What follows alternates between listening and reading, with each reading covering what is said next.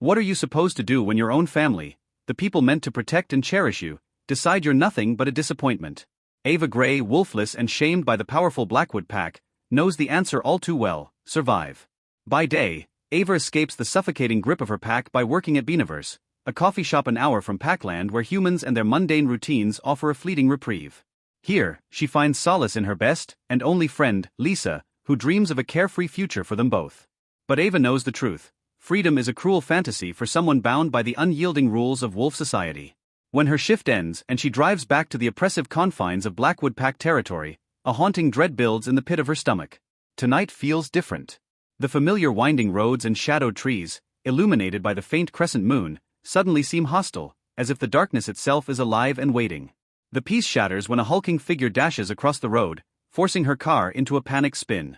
The crash leaves her battered, her car broken, and her escape route cut off. Ava's fear turns to raw panic as she realizes the wolves are near, her tormentors. The glowing yellow eyes lurking in the woods confirm her worst fears. Stranded and injured, Ava is a sitting duck, a wolfless target in a world where weakness invites cruelty. Yet beneath her fear burns a desperate hope, a flicker of defiance against the relentless grip of her family, her pack, and the fate that has been forced upon her. The night is far from over, and as those glowing eyes watch her, Ava knows that survival tonight will require more than she's ever been able to muster before. The glowing yellow eyes that haunted the night were gone, but their presence lingered in my mind, a suffocating reminder of my place in this world. As I staggered into the house, the cold, familiar air of indifference greeted me. My father's boots rested by the door, a symbol of authority I would never escape. My mother's perfume lingered in the room like a phantom, a bitter echo of warmth long since lost. "You will attend the Lunar Gala," my father announced, his voice devoid of emotion, as though he were issuing an order to a servant rather than his daughter. The words struck me like a thunderclap. The Lunar Gala. A rare, extravagant event where wolves from across the Northwestern Territories gathered in search of alliances, politics, and fated mates. I wasn't meant to be part of something like this. A wolfless, a defect like me, had no place among the powerful and revered. And yet, here I was, ordered to represent the Blackwood pack. "Phoenix and Jessa will be there," he added, his disdain evident even without looking at me directly. "Present yourself without disgrace." I nodded silently, my heart a storm of emotions: excitement, fear, disbelief. It was a rare opportunity to leave the suffocating confines of my life, even for just one night. The Lunar Gala was more than just a ball, it was a chance to dream, to hope. But deep down, I knew it wasn't for me. My mother's voice, sharp and clipped, interrupted my thoughts. "Jessa will take you shopping. Get something appropriate. Don't embarrass us." Her words cut deeper than her refusal to meet my gaze, her warmth hovering just out of reach, as though touching me might sully her. For the first time in years, I felt a flicker of something other than despair, possibility. Maybe this would be my escape.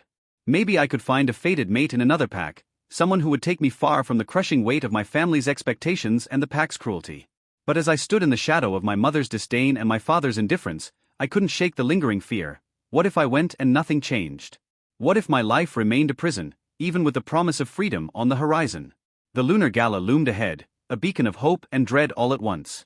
And as I prepared for this once-in-a-lifetime event, I couldn't help but wonder, was this my chance to finally escape, or would it only reinforce the chains that bound me? Hey everyone, welcome to Firescale Audiobooks. If you enjoy the audiobooks, don't forget to subscribe to the channel. If you'd like to support us further, consider becoming a Patreon member. As a member, you'll gain the ability to request the next part of a novel audiobook I've uploaded, depending on your Patreon tier. Warning: sensitive content ahead. Days pass with little regard for the anxiety building in my belly every time I crawl into bed at night, watching the phases of the moon, wondering what this next chapter of life will look like. Aside from a brief shopping excursion with Jessa, who ignores me almost the entire time and scoffs at every dress I try on, I don't leave the house except for school and work, trying to avoid trouble. I spend any spare moment I can manage picking up extra shifts at Beaniverse to help pay for the atrocious bill at the mall. Who spends $300 on a dress? But Jessa insisted that it was the only one that didn't make me look like I was wearing a silk potato sack.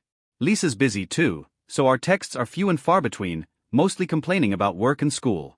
My family's indifference weighs on me like a thick 1433. 3 Ava, danger. Blanket, but beneath it, a tiny bud of hope sprouts. Maybe, just maybe, I'll make it to the gala without incident. A week remains before the event that could change my life, or just as likely, confirm my place as the outcast. Today, like the rest of the past 2 weeks, appears to be yet another day of unsettling peace as I head home after class with groceries in my passenger seat.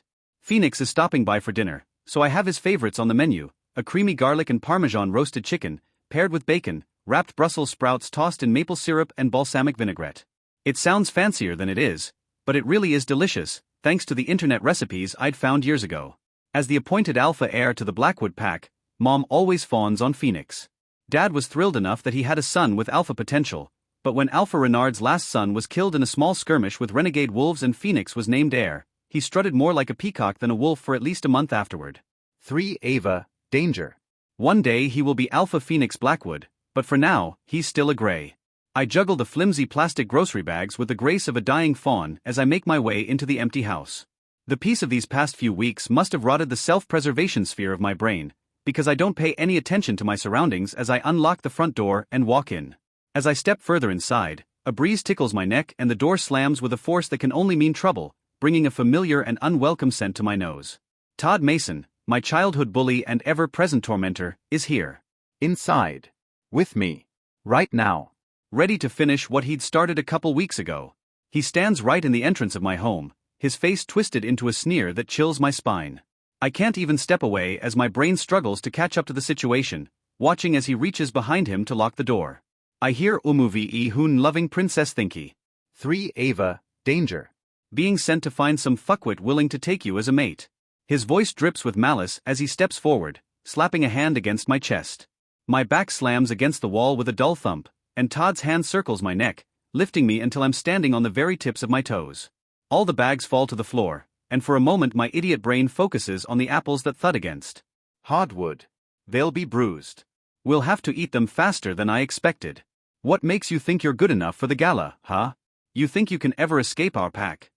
His breath is hot and tuna fresh on my face, and I turn away repulsed. His other hand slaps against my cheek, forcing me to face him again. He growls every word, rejoicing as they stab into all my insecurities, bleeding me of all those precious hopes and dreams I've kept in secret. Do you actually believe anyone would want you? A wolfless freak like you? You'd be rejected in a heartbeat. My heart pounds against my ribcage, a trapped bird desperate for escape. His grip tightens in response to 3 Ava, danger. my struggle, and my mouth opens as I begin to pant for air. Defective, he hisses right into my ear, and I can feel his tongue flick over it. I shudder, bile rushing into my throat, making it even harder to bring air to my burning lungs. Punches, kicks, scratches. Those I'm used to. Rocks thrown at my head. Jeers and taunts. But this? This isn't the torturous game I'm used to. Anger flickers through my limbs as I grab onto his forearm, scratching long, angry swathes down his skin. I try to kick, but he steps in closer, pinning my legs against the wall with his weight. Sadistic prick. Get off me, I hiss, jerking my entire body and trying to ignore the hard evidence pushing against my belly of exactly how much he's enjoying this moment. If any bruises show, Dad's going to be furious. You really want to piss off your beta that much? Normally, Dad doesn't give a shit when I come home with bruises, but now the gala is just around the corner. If his youngest daughter showed up with bruises all over, there might be questions. Todd hesitates, his fingers flexing around the tender. 3 Ava, dawn. Skin of my throat, and I lower my eyes. A long time ago, I would refuse to submit, taking every abuse thrown my way and plotting revenge. That was before I learned that real life is nothing like the storybooks we are raised on. If he's looking for submission, I can give him it all day long. Whatever lets me live to tomorrow. Whatever keeps his dick in his pants and out of mine.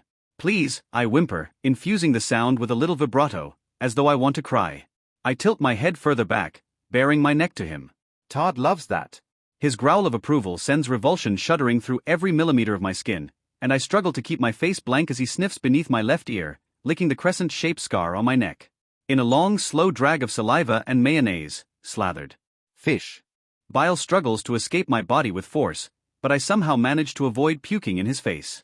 Please, I beg again, feeling his fingers loosen just a little. His other hand falls to my hip, tugging me closer, and I close my eyes, breathing through my mouth too. 3 Ava, danger. Offset the metallic tang behind my jaw. I need to make dinner. Phoenix is coming home tonight. Pain lances through me as Todd bites my shoulder, his jaw rigid and unyielding. The shriek that escapes me is beyond my control, and I slap at his shoulder in a frantic attempt to escape, writhing against his grip. Todd. Fuck. That hurts. He grunts, finally letting go, but not before suckling a motherfucking hickey onto my skin. He grips my jaw, staring into my eyes, and I realize then that the game has somehow changed for him. For me. I'd expected a beating, but instead my tormentor grins at me in maniacal satisfaction. You'll never leave us. Ava. You're a defective piece of shit, but you belong here. There's no prince on a white horse among our packs. There's nothing to save you at the gala.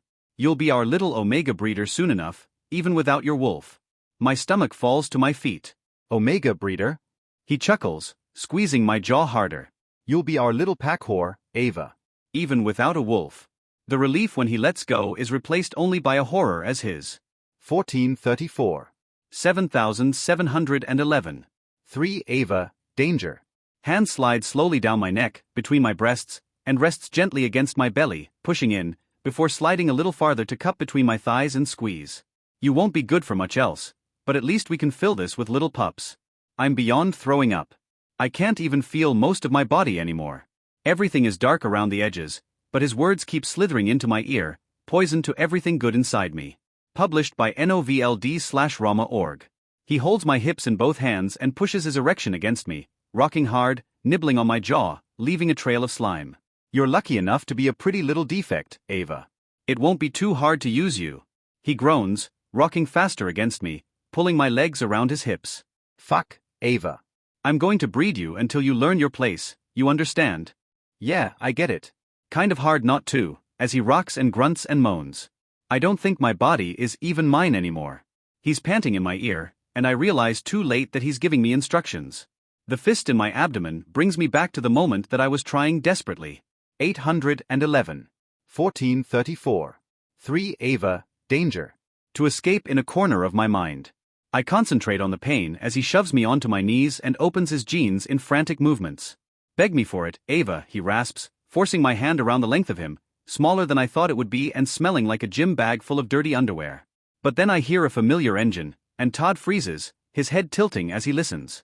Then he shoves it all into my mouth anyway, jerking in a frenzied kind of way as my lips split at the corners and I gag, my entire body heaving with the force of my rejection.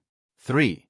My mouth is full of something bitter and nasty in seconds, and he growls at me to swallow as he shoves his dick back into his jeans, just in time for the door to open. My brother's distant brown eyes take us all in, pausing on the groceries scattered all over the floor. He doesn't seem to notice me on my knees in front of Todd, except for a slight lift of his upper lip in the faintest sneer. He nods to Tom in a curt motion. Mason. I know he knows what happened, because his nostrils flare. He has to scent it in the air. But he does. Nothing. 3 Ava, danger. Nothing.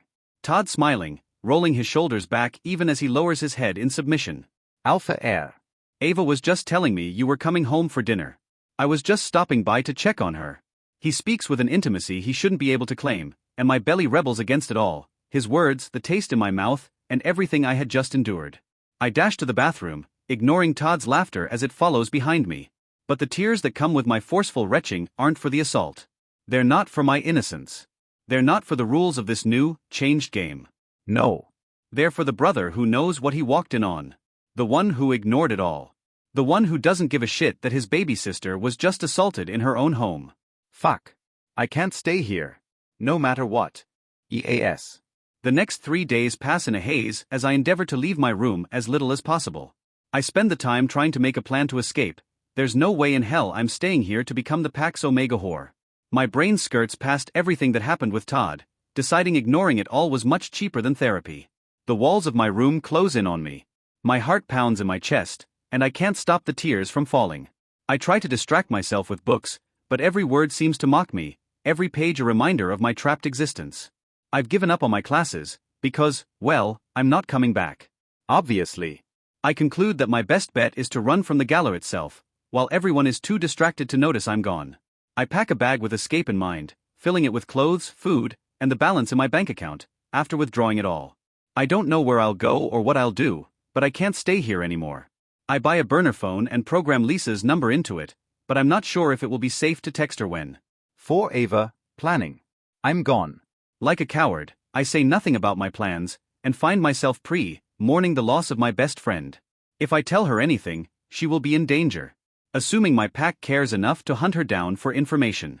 It's better to act like everything's normal. At dinner on the third day, I sit at the table, pushing food around my plate as my dad drops the bomb. We're going to the Silver Moon Pack's territory for the gala. Novel/Dr. A ma.org content owner. It's happening. Composure is hard to keep when a million fire ants are crawling around inside your skin in a psychosomatic manifestation of anxiety, but somehow, I manage. Either that, or my family doesn't care enough to notice anything off about me. In 2 days, I can't believe I'll be surrounded by shifters looking for their fated mates, while I'm just trying to find a way out. Dad clears his throat and I glance at him, surprised to find his eyes locked on me. Ava, he says, in this weird cadence that I think was supposed to be soothing. This is a big event for all of us. 1435. Ava Plamus out. Yes, father. I think you would understand why I would prefer to keep you home, but it would look odd to leave my unmated, eligible daughter at home when Jessa is also attending. Oh wow. He's explaining something to me. I glance around the table, unsurprised to find Jessa grimacing at her plate and Phoenix studying me with his trademark detachment. He has an easy, loving relationship with Jessa, but me? He inspects me like I'm a bug. I guess. To all of them, that's exactly what I am. Dad's fingers tap in staccato rhythm against the table. I expect nothing but your best behavior while we are there. Ava. His eyes trail to the bruises at my neck, and I flinch. They weren't as bad as I thought they would be, but I can only hope they fade in time for the gala.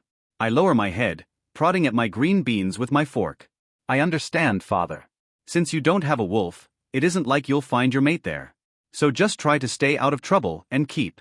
4 Ava, planning. Your mouth shut. He returns his attention to his dinner, and I clench my fist in my lap, hidden beneath the table. There's no point in feeling hurt by his words. The trip to Idaho is done like most of my familial interactions, in silence. Mom, Dad, and Jessa are in their own vehicle, while I accompany Phoenix in Jessa's truck. The hum of the engine and the rhythmic thud of the tires on the road lull me into a state of numbness. Phoenix drives with the arrogance of an alpha, one arm draped across his door and his entire body relaxed. The radio is off, because of course it is. He looks so much like Dad. Cold and distant, just like all of them. The hours pass, and rolling plateaus give way to the mountains of the northern boundaries of the state. My thoughts drift to Lisa, wondering what she's up to and if she will forgive me for disappearing. You're not planning on doing anything foolish at the Lunar Gala, are you, Ave? 1435. 4 Ava, planning. My entire body twitches in shock, first from the sound of Phoenix's voice, and then by his question. I stare at the side of his face, wondering if he somehow knows, and fight to stay calm. Of course not. Dad would beat me. He's made it perfectly clear what he expects of me. Phoenix grunts. I'm not sure what that means. Oh Lord or Moon Goddess, or whoever is the real deity out there. If only I could read my siblings like they can read me. I return to staring out the window, trying to sound nonchalant. Besides, it's not like anyone can make a defect. Oops, the bitterness came out anyway. This time, Phoenix doesn't make a sound. I guess he approves of my bleak outlook on my life. At least Mason will take you in. You won't be his mate, but your kids will be legitimate and treated well. I can't help the near, violent flinch at the sound of his name. As long as they have wolves, you mean? Phoenix flicks a glance toward me. Right? Nope. There's no way in hell I'm staying with these. Nanla. 5070. 4 Ava, planning. He knows, and he's sitting here telling me to be thankful that man, someone who's beaten me relentlessly through the years, is willing to take me as his breeding whore. I let out a slow breath and go over the topography of the area in my head. I'm not well versed, but there's several cities around Shadowvale, and the city itself is huge, at least 4 times as large as White Peak. I should be able to muddy my tracks somehow. There's a few different train stations in White Peak, but I'm hoping to make people think I escaped to the suburbs. As we approach Shadowvale, my chest tightens with anxiety. The thought of being in the Silver Moon Pack's territory fills me with a strange mix of dread and hope. It's like stepping into a world where anything could happen, where I might have a chance at freedom. I glance over at Phoenix, who is still focused on the road. His stoic expression sends a shiver down my spine, and I mourn the older brother of my memories. Then I start imagining a mental wall around all those memories of before. I can't let my sentimental side take over. I return to plotting my escape in my mind. My heart. 1435. 4 Ava, planning. Races with a mixture of fear and determination. I'm going to make it out of here. I have to. The tension inside me coils tighter as we draw closer to our destination. Every time I type gala, I can hear the grand galloping gala song from My Little Ponies in my head. This makes it really awkward in a few more chapters. Lena Leah. Creator's thought. I stand in front of the full-length mirror, my hands shaking as I fumble with the zipper of my dress. The fabric is soft and silky, just as beautiful as the day I bought it. It's the nicest thing I've ever worn, but I feel like an imposter in it. I twist and turn just a little, enjoying the feel of my skirt swirling around my legs. As a child, I remember twirling just like this, wishing my dresses would spin like they do for Disney princesses. The little girl in me is satisfied with what she sees in the mirror, while the older me, the current me, thinks I shouldn't even be here. Jessa and Mom look me over, their eyes critical as they take in my appearance. Oh Ava, Mom sighs, even her disappointment sounding cultured and elegant. Couldn't you have at least tried to do something with your hair? I reach up, touching my hair in surprise. I thought it looked nice with the forced makeover Jessa had dragged me to, but Mom's face says otherwise. 5 Ava, Gala 1. Thought it was fine, I mumble, my cheeks burning with shame. Jessa rolls her eyes. Of course you did. Come on, let's get this over with. I bet you didn't even bring anything. Let's just do a quick French twist. She grabs my arm and drags me back into the room, pushing me down into a chair in front of the vanity. Mom follows, her lips pursed in a tight line. Sit up straight, Mom snaps, her hands on my shoulders as she forces me to straighten my spine. And suck in your stomach. Those hips of yours are far too wide for this dress. It isn't much better than a potato sack. Honestly, Ava. If your dad didn't need to bring you to show the other packs that you're alive and well, I wouldn't dare be seen with you. You look like some hobo from the city. What's that saying, Jessa? A cow's ear can never be a purse. I bite my lip, fighting back unwanted tears as they continue to criticize every aspect of my appearance. I want to ask why the packs even care if I'm alive and well, but I know Mom will be upset if I push. That little girl deep inside of me, so satisfied with the 14 to 35. 5 Ava, Gala 1. Swirling skirt of my dress, hides so far in my psyche that I'm not sure she will ever come out again. Every bit of stolen joy I'd felt in the mirror is gone, crushed under my mother's elegant heels and cruel words. Jessa yanks a brush through my hair, tugging it into an elegant updo with ruthless efficiency. I can't believe you're making me do this, she hisses, her breath hot against my ear. You owe me big time, Ava. I should be concentrating on myself, not you. You don't even have any prospects here. As if she isn't perfection walking already. I nod anyway, not trusting myself to speak. I know I'm a burden, a disappointment to everyone in my family. But tonight, I have to put on a brave face and pretend to be something I'm not. Tonight, I have to take everything they say with a smile, just like before. Just for a little longer. Content rights by novelder//ama.org. I'll be free soon. It's a mantra I repeat to myself as I cower before the disapproval of the people who are supposed to love me the most. Mom grabs my chin, forcing me to look left, then right, before giving a slight nod. At least you no longer look. 2.14. 5 Ava, Gala 1. Homeless. For moon's sake, Ava, you should know how to take care of yourself. How do you think this makes me look, like I've taught you nothing? You couldn't even bring a pair of earrings.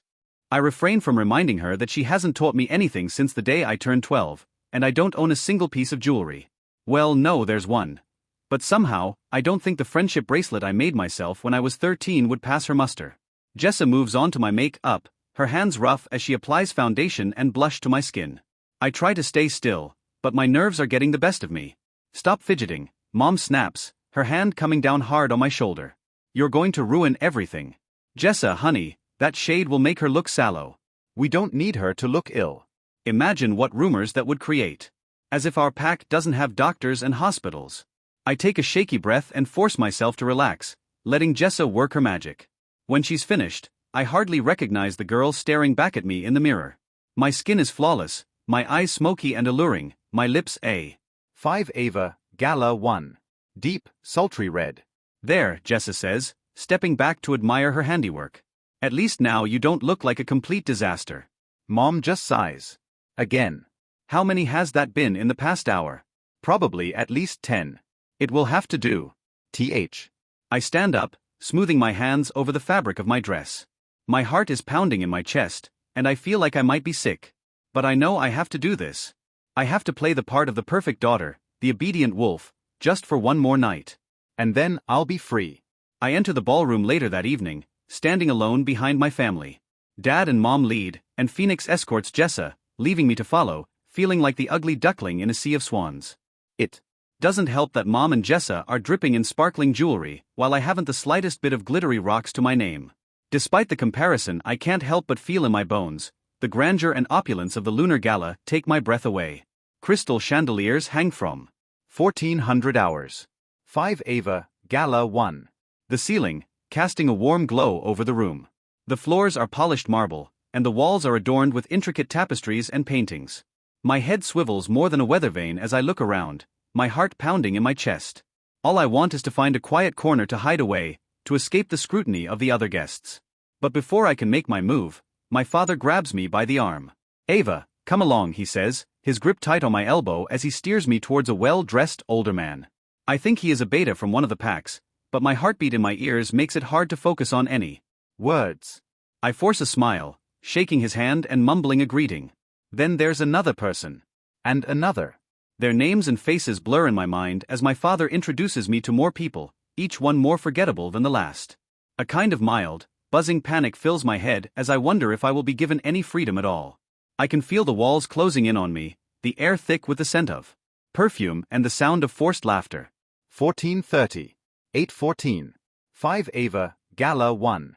As we make our way through the crowd, I catch sight of a striking face, studying all of us with unfamiliar intent. He's older even than Alpha Renard, I think, but he has a youthful fluidity to his movements. My father approaches him with some reserve. Alpha Steel.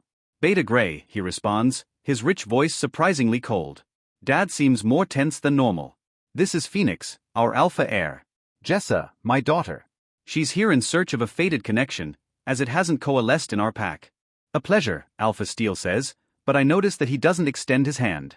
Phoenix stiffens, but no one says anything about it.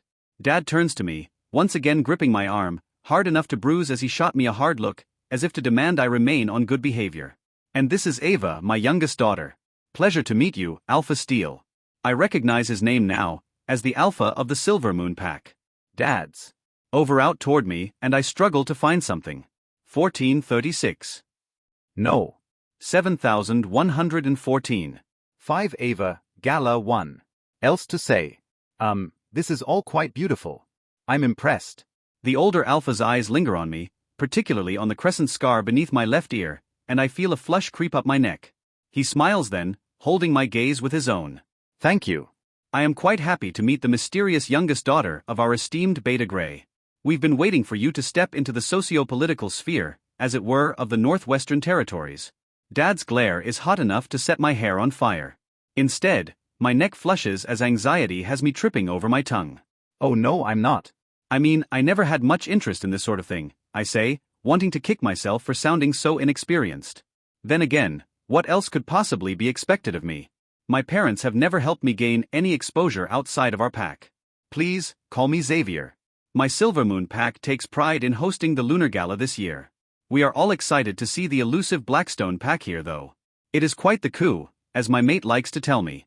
How are you enjoying it? 1436. 6 Ava, Gala 1. It's all quite grand. I can't really say much else, considering that Dad's been dragging me here, there, and everywhere. All I've managed to do is shake hands with people I don't even know. I'm glad to be here, I tack on, awkward as ever, trying my best to return his smile. A little thought jiggles in my brain. He doesn't seem to like Dad or Phoenix, or hold the Blackstone pack in high esteem. Maybe he would be willing to help? But no, that's a silly thought. No Alpha would shield a defective wolf from another pack. Alpha Xavier raises his glass toward me, then turns back to Dad. What a lovely daughter you have, Beta Grey, he says, his voice deep and filled with some emotion I can't quite grasp. She is truly a beauty. My father accepts the compliment with obvious reluctance, his grip tightening on my arm. I can feel the tension radiating off of him, and I know he's not happy with the Alpha's attention. A handsome young man approaches our group, and I can feel my father's grip tighten on my arm once more. 1436. Beta Ashbourne, Dad says, his tone cold and dismissive. The contrast to his earlier respect for Alpha Xavier is stark. Jessa steps forward, a vision in her midnight blue gown and wavy platinum blonde hair, a coy smile on her lips. Hello, Beta. I am Jessa Grey, of the Blackstone pack. It's a pleasure to meet you. The man bows slightly, his eyes flickering to me briefly before settling on Jessa. Kellen Ashbourne, Beta of the Westwood Pack. The pleasure is mine. I expect him to engage with Jessa, but to my surprise, he turns to me. His hand reaches out, and I extend my own without thinking. He bows over it, his lips nearly brushing my skin, and I feel a shiver run down my spine as our eyes meet. He seems to be scrutinizing me as some sort of curious mystery, and I don't think I like it. "And who might you be?" he asks, his voice smooth as silk. Before I can answer, my father pulls me away, his grip bordering on painful. "This is Ava, my youngest daughter," he says, his tone clipped. Ava, why don't? 1436. 5 Ava, Gala 1. You go mingle with some people your own age. It's a clear dismissal, and I jump at the chance to escape. I nod, mumbling a quick goodbye to Kellen and the others before slipping away into the crowd. As I navigate the ballroom, I try to act normal, but my mind is reeling. Why had Alpha Xavier and Beta Ashbourne seemed so interested in me? And why was my father so quick to send me away, after dragging me around so much? I risk a glance back over my shoulder and find Beta Ashbourne watching me, his gaze intense and curious. A foreboding shiver makes its way down my spine, and I wonder what Dad's real reason is for me attending this gala. Are rumors of his defective daughter causing issues with the other packs? It's the only thing that makes sense. I take a deep breath, trying to calm my nerves. I need to focus on my plan, on finding a way out of this life. I can't let myself get distracted by the plots humming under the surface of this grand event. I spend the rest of the evening trying to avoid my family and the curious stares of the other guests. I can. 1436. 5 Ava, Gala 1. Feel eyes on me, watching my every move. It's an intense sensation, like a physical touch, and it makes my belly quiver with unease. I look around frequently, trying to find the source of the gaze, but I never catch anyone in the act. At first, I suspect Beta Ashbourne, yet every time I check, he is always in conversation with someone. I really don't think it's him. But who is it? As the night wears on, anxiety coiled in my belly forces me to find an exit. I need to get out of here, to escape before it's too late. I slip away from the ballroom, making my way towards the dimly lit garden. The cool night air is a relief after the stuffy atmosphere inside, and I take a deep breath, trying to calm my nerves. There are some couples out here, and noises I never heard before. Still, I'm not innocent enough to not know what they mean, so I avoid them all with embarrassment bright in my cheeks. I pull out my phone, bringing up the rideshare app. My finger hovers over the button, ready to summon a car to take me to the Moonlight Terrace Hotel. I repeat the name in my mind, a mantra to keep me focused on my goal. I just need to grab my bag, and I'll be home. 1430. 5 Ava, Gala 1. Free. Or well, homeless. In a good way. Just as I'm about to press the button, a hand grabs my arm, yanking me back. I let out a yelp of surprise as I'm spun around, coming face to face with a stranger who seems intent to embrace me like a lover. He's tall and broad, with dark hair and piercing eyes that seem to see right through me. His suit feels more luxurious than anything I've ever felt, sliding like silk against my skin. Something deep inside of me stirs with something unfamiliar. But like those noises I recognized without ever having heard before, I know what it is. Desire. Holy shit. Could this be? "Where do you think you're going, little wolf?" he asks, his voice a low growl that sends shivers down my spine. I open my mouth to respond, but no words come out. I'm frozen in place, my heart pounding in my chest as I stare up at him. His grip on my arm is tight, almost painful, and I know I'm trapped, torn between a 1436. 6 Ava, Gala 1. Desire to run and a desire to wrap myself around him until he can't breathe without me. 66. Please add Tangled in Moonlight to your library so you don't miss future releases. This also helps me in the Cupid's Quill competition. Lucas. I stare down at my phone, reading Kellen's texts with a furrowed brow, tapping my foot against the seat in front of me. I have yet to enter the ballroom, because I don't like dealing with this kind of shit. The annual fated mate hunt, where barely legal women throw themselves at you in hopes of finding that mystical connection. Fuck that. Kellen, the Blackwood Wolves are here, just as we suspected. There are definitely 2 daughters. The rumors might be true. I'm going in. Kellen, keep an eye on the younger daughter. Something's off about her relationship with her family. Gray just about threw her away when I came up, and he's trying to get the older one in my pants. I'm surprised. It would make more sense if they had aimed for me as the alpha, but to send Jessa Gray into Kellen's arms. Unless they wanted another daughter. If Gray didn't want Kellen anywhere near the other one, perhaps it 6 Lucas, Gala 2. Was because he had another target in mind. If both his daughters were mated to the alpha and beta of my pack, yeah, I can see the appeal. If I was a two-headed snake like Grey, he would probably be running my pack within the year, if I were stupid enough to let something like that happen. He must really think less of me and Kellen for being so young, as if we can only think with our dicks. Unfortunately for him, I've never been tempted to dip mine into poison. I slip my phone into my pocket and slide out of the car, throwing my half-smoked cigarette to the ground and crushing it beneath my heel. Smoke wafts out of the car door before I slam it shut, nodding at the shifters stationed by the entrance to the building. Stepping into the ballroom, I keep to the shadows, avoiding the gazes of the other attendees. The last thing I need is to be accosted by some desperate she-wolf looking for a quick lay or a mating bond. I have more important things to focus on, like figuring out what the Blackwoods are up to. My eyes scan the room, searching for any sign of 1436. 6 Lucas Gala, 2. Alexander Grey and his brood. It doesn't take long to spot them. Grey stands tall and proud, his chest puffed out like he owns the place. His son, Phoenix, hovers nearby, his expression stoic and unreadable. And then there's his daughter, Jessa, draped over Kellen's arm like a fucking accessory. I can't help but scoff at the sight. The Blackwoods are so transparent in their attempts to force an alliance between our packs. As if I would ever allow that to happen. I may be young, but I'm not stupid. I know better than to trust a pack with a reputation like theirs. Their alpha didn't even show up, proving that he had little respect for the council or the other packs within it. Any alliance would be nothing more than a facade in an attempt to take it over in the next generation. The real question is, why has their interest turned to us? I pull out my phone and shoot off a quick text to Kellen. Lucas, what's the youngest daughter wearing?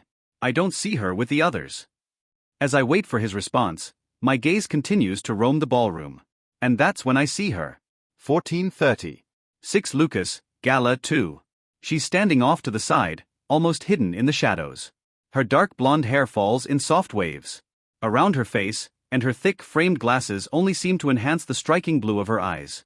They're the lightest shade of blue I've ever seen, almost like ice. She's wearing an elegant little number in black, with the barest peak at the swell of her breasts. My fingers twitch as the fabric swirls gently around her hips, giving just a hint of the curves beneath. I don't pay much attention to women's clothing, but I like hers. A lot. Classy.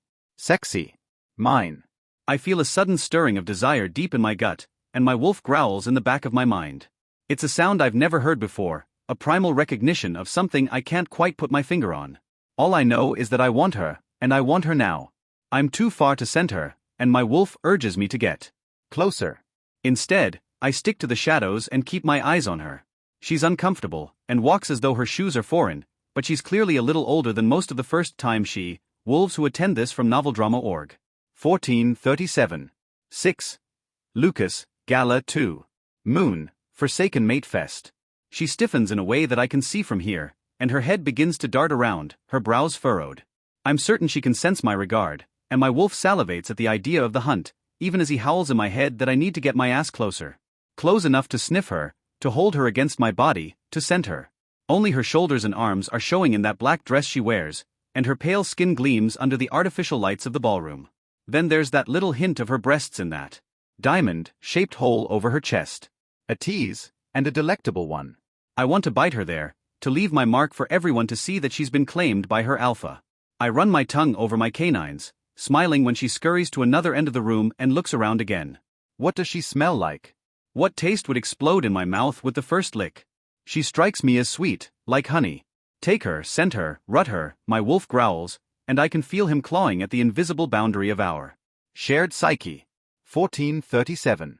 6 Lucas, Gala 11. Could it possibly be that I've finally found my mate? I continue to circle and watch over my prize, excitement flaring when her diminutive form darts toward the gardens a half hour before midnight. Oh yes, little wolf. I'm coming. Warning, mature content. Lucas. My wolf howls in triumph as I stalk after the little blonde, keeping to the shadows of the garden. She's oblivious to my presence, her attention focused on the phone in her hand. The glow of the screen illuminates her face, casting a soft light over her delicate features. I can see the reflection of its screen in her glasses, and find myself disappointed that the colors obscure those striking eyes of hers. As I draw closer, I catch a whiff of her scent on the breeze. Honey and vanilla, with a hint of something else. Something that calls to me on a primal level. My wolf is practically salivating, urging me to close the distance between us and claim what's mine. She must not be my mate. My wolf would know at first scent, but she's definitely something special. I watch as she taps at her phone with a sense of urgency. A rideshare app, from the looks of it. Is she? 1437 This content is copyright noveldrama.org. 7 Lucas, Gala, 1. Trying to leave? The thought sends a surge of possessiveness through me. Like hell I'm going to let her slip away now that I've found her. I move quickly, closing the distance between us in a few long strides. She doesn't even have time to react before I yank at her arm, spinning her around to pull her against my chest, wrapping one arm around her waist. My hand settles possessively there, gently stroking at the dip before her hips begin to flare. Her skin is warm and tantalizing, even through the soft fabric. Where do you think you're going, little wolf? I murmur, my lips brushing against the shell of her ear. She stiffens in my arms, and my wolf does not like that. Let me go, she demands, but there's a tremor in her voice that belies her bravado. I chuckle, the sound low and dark. Now why would I do that? I've been watching you all night, waiting for the perfect moment to introduce myself. She twists in my grip, trying to get a look at my face. Who are you? 34:37. 7 Lucas, Gala, 3. Lucas Westwood, Alpha of the Westwood Pack. I dip my head, nuzzling against the crook of her neck. Her scent is even stronger here, and I inhale deeply, letting it fill my lungs. And you, little wolf, are coming with me. Take her, my wolf urges. Here. Rut her here. Don't wait. Cover her in our scent. Horny fucking bastard. But still, he has a point. My delicate little wolf has a crescent scar on the left side of her neck, and I swear her scent is even stronger there. Giving in to temptation, I lick it in a long, slow swathe of my tongue. When I feel her shiver, triumph curves my lips. Her quick little intake of breath seems to shoot straight down to my cock. It has been standing at attention all night, but now it's harder than I think I've ever been in my life. Fuck, this woman smells divine. Get off me, she whispers, and I growl my displeasure at her words. But her hands, tiny delicate little things, with curious little fingers, slide up my chest. She's not pushing me away. Take her. Rut her. The moon blesses us. 1437. 7 Lucas, Gala, 11. The full moon seems to twinkle in agreement. Either that, or I'm delusional from every drag I take off this woman's skin. At some point, my hands had crawled of their own accord down her hips and around, gently massaging the generous curve of her ass. I growl again, this time in approval, and she melts into 1. Me. Name. I demand, nipping and gently suckling at the scar on her neck. In the dim light, I can just make out a bruise on her shoulder that seems to be covered in that powder women put on their faces. It makes my wolf howl in fury, and I brush my fingers over it. She flinches, and I yank her closer, rubbing her pelvis against the tops of my thighs. Fuck, she's tiny, even in those fuck me heels she's wearing. They have to add at least 3 inches to her. A part of me realizes I should probably pull back. Be a gentleman. Introduce myself again with a lot less hands, on rubbing and squeezing. Maybe stop licking her neck. But she moans, and I slide my hands under her pert ass to lift her until the very core of her cuddles against. 1437. 7 Lucas Gala, 3. My cock, hot and wet and welcoming behind the barrier of her panties. I can feel it through my pants, especially when she wraps her legs around me and squeezes. I realize then that she still hasn't given me her name, but the words that do come out of her mouth become my highest priority. Weird request, she pants into my ear, rubbing against me in the most delicious little roll of her hips. Can you find a wall to shove me against? Fuck. Me. I glance around, knowing I probably look like a feral man, before I kiss her with all the desperation my cock is holding onto, sweeping my tongue into her mouth to lay claim to every last inch of her softness. She tastes just like she smells, and it's hard to pull away, but I do. Because fuck. This is happening. No walls, I grunt, and nip at her jaw, loving the little mewling sound she makes at the contact. Only trees. She gasps something that sounds like, great, so I do what any man in my situation would do. I slam her against the thickest tree I can find. 1437/7. 7 Lucas, Gala, 3. Unbuttoning my slacks so the tip of my cock can shove against her hot, wet little entrance, held back by her panties. They're black and lacy and I want to rip them off her, but I'm trying to be a gentleman. Kind of. I slide my hand into that fancy hairdo of hers and fist my fingers in it, relishing her sharp gasp at the pain. Tugging her head back, I fight the urge to howl as her slender neck arches in forced submission. I bite where a mating mark would go, hard enough to bruise without piercing skin, and suck hard as I shove 2 fingers into her mouth, demanding without words that she reciprocate. And she does. That sweet little tongue licks and laves at my fingers, before she sucks them into her mouth with a little groan, and I rock against her hard, feeling that slight give in her core as my tip enters her, just a millimeter, with that soaking wet silk between us. Fucking. Heaven. Warning, mature content. If someone had told me that, mere days after that incident with Todd, I'd be in a similar situation with a stranger and enjoying the fuck out of myself, I would have advised them to check into a psych ward. That's not how trauma works. But apparently it might. Maybe it's just because he's so tall, dark, handsome. All the clichés you can dream, that's him. Especially when he makes no secret of his attraction toward me, despite all the harsh words Jessa and Mom had thrown my way while getting ready. Apparently this man doesn't think I'm too short, or that my hips are too wide. He seems to like them a lot, actually. So when I feel his tongue against my neck and realize that the sensation is completely different coming from someone like tall, dark and sexy, that primitive part of me goes absolutely wild. 1437. 8 Ava, Gala 4. That voice inside of me, the one that's absolutely me, tries to tell me that maybe I should step back and think for a second. That this connection is weird. That I don't act like this, and I should really respect myself more. But the throbbing down below tells that voice to shut the fuck up and move over, that he's my fated, and then it asks him to slam me against a wall. Novel drama, org holds text copyright rights. I have no idea where that level of bravado came from.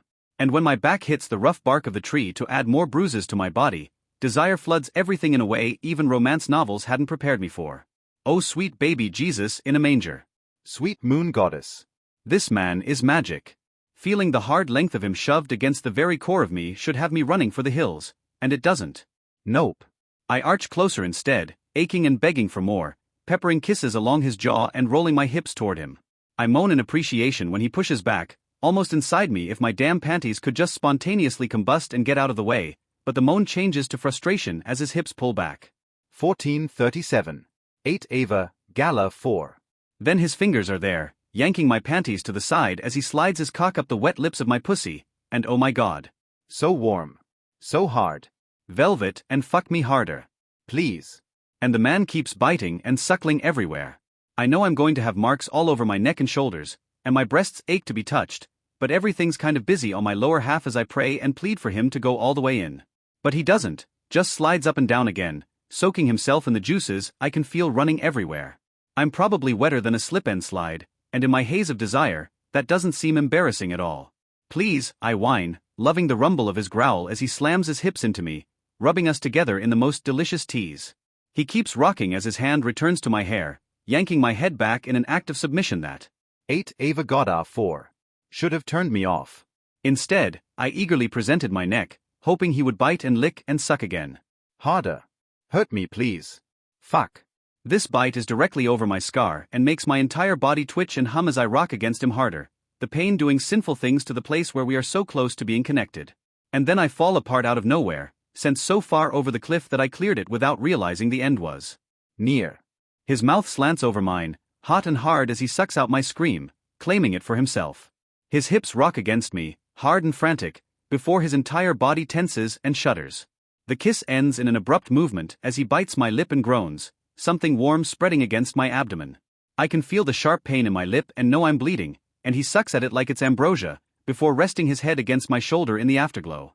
I blink up at the stars, feeling my heart slow and my limbs grow heavy as the normal part of me takes over. 14:3. 8 Ava Gala 4. My brain again. He's my fated mate, but he's also a stranger who admitted to stalking me out here. Someone who said he was going to take me away. And I want him to. I want him to. Oh my god. The reality of what happened finally hits me like a freight train, and I can feel my cheeks flushing with embarrassment. I just let a complete stranger dry hump me against a tree, and I liked it. No, I loved it. What the hell is wrong with me? Fated or not, that's. I'm still trying to catch my breath when I feel his hands on me again, but this time, they're gentle. He carefully adjusts my dress as best he can, despite the semen sticky against my abdomen. He does his best to pull it back into place and smooth out the wrinkles. Thankfully, the back fabric hides a lot, and I planned on changing at the hotel anyway. His touch is so tender, so loving, that it makes my heart ache in a way I've never felt before. He leans in to kiss me again, and I find myself tilting my head up to meet him halfway, desire tingling down. 1437. 8 Ava, Gala 4. My spine once again, as though I hadn't gotten it out of my system just moments before. Our lips are just about to touch when a shrill ringing cuts through the air. His phone. Lucas curses under his breath and pulls back, reaching into his pocket to retrieve the offending device. I can't help but feel a twinge of disappointment at the interruption. I have to take this, he says, his voice low and rough. Don't move. I nod in silence, watching as he steps away to answer the call. My mind is still reeling from what just happened, and I can't seem to form a coherent thought. What do I do now? Do I wait for him to come back? Do I run away and pretend this never happened? My heart is telling me to stay, but my brain is screaming at me to get the hell out of here. Plus, I need to run, in general. He'd mentioned me coming with him before we had, connected in the way we did. But he doesn't even know who I am, and oh my god, he's the Ava Gala 4. Alpha of the Westwood Pack. I can't possibly be mated to an alpha. I'm still reeling under this belated recall of his introduction when he returns, his expression unreadable. He takes my hand in his, and all the gentleness has disappeared. His eyes are hard and cold, and dread numbs my face. Oh my god. This is no magical connection after all. This is a hump. And run. Son of a bitch. Ava Grey, he asks, a muscle in his jaw flexing, and his voice isn't warm or rough or sexy anymore. It's harsh and cruel, and oh my word, I think my heart might actually be breaking. Yeah. I feel 2 inches tall. Lucas swears in ways I'd never heard before, and some hysterical part of my brain latches onto that detail, clinically impressed by the variation and creativity. Then his eyes meet mine, and that sexy man from moments ago is gone. Gone. He's staring at me with something I'm far too familiar. 1438. Ava Gala 4. With hatred. I don't wait for the rejection, I yank my hand out of his and run, and he doesn't follow. I burst through the hotel room door, slamming it behind me. My heart is pounding in my chest, and I can't seem to catch my breath. I lean against the door for a moment, trying to compose myself, but it's no use. I'm broken. Somewhere inside of me is a gaping hole, and it burns with the fire of his rejection. My mate's rejection. Get it together, Ava. You don't have time for this. I push off the door and grab my bag, rifling through it until I find my change of clothes. I strip off the dress and throw it into a corner, reminding myself to throw it in the trash on the way out. I don't need my parents finding the evidence of my indiscretion after I leave. Then again, it would be a great red herring in their search for me, wouldn't it? I step into the shower, turning the water as hot as I can stand it. Giving myself a 5-minute luxury to 1430. 8 AVS, Gala 4. Cleanse myself of everything. I let the water cascade over me, hoping it will wash away the shame and humiliation I feel. But no matter how hard I scrub, I can't seem to get clean.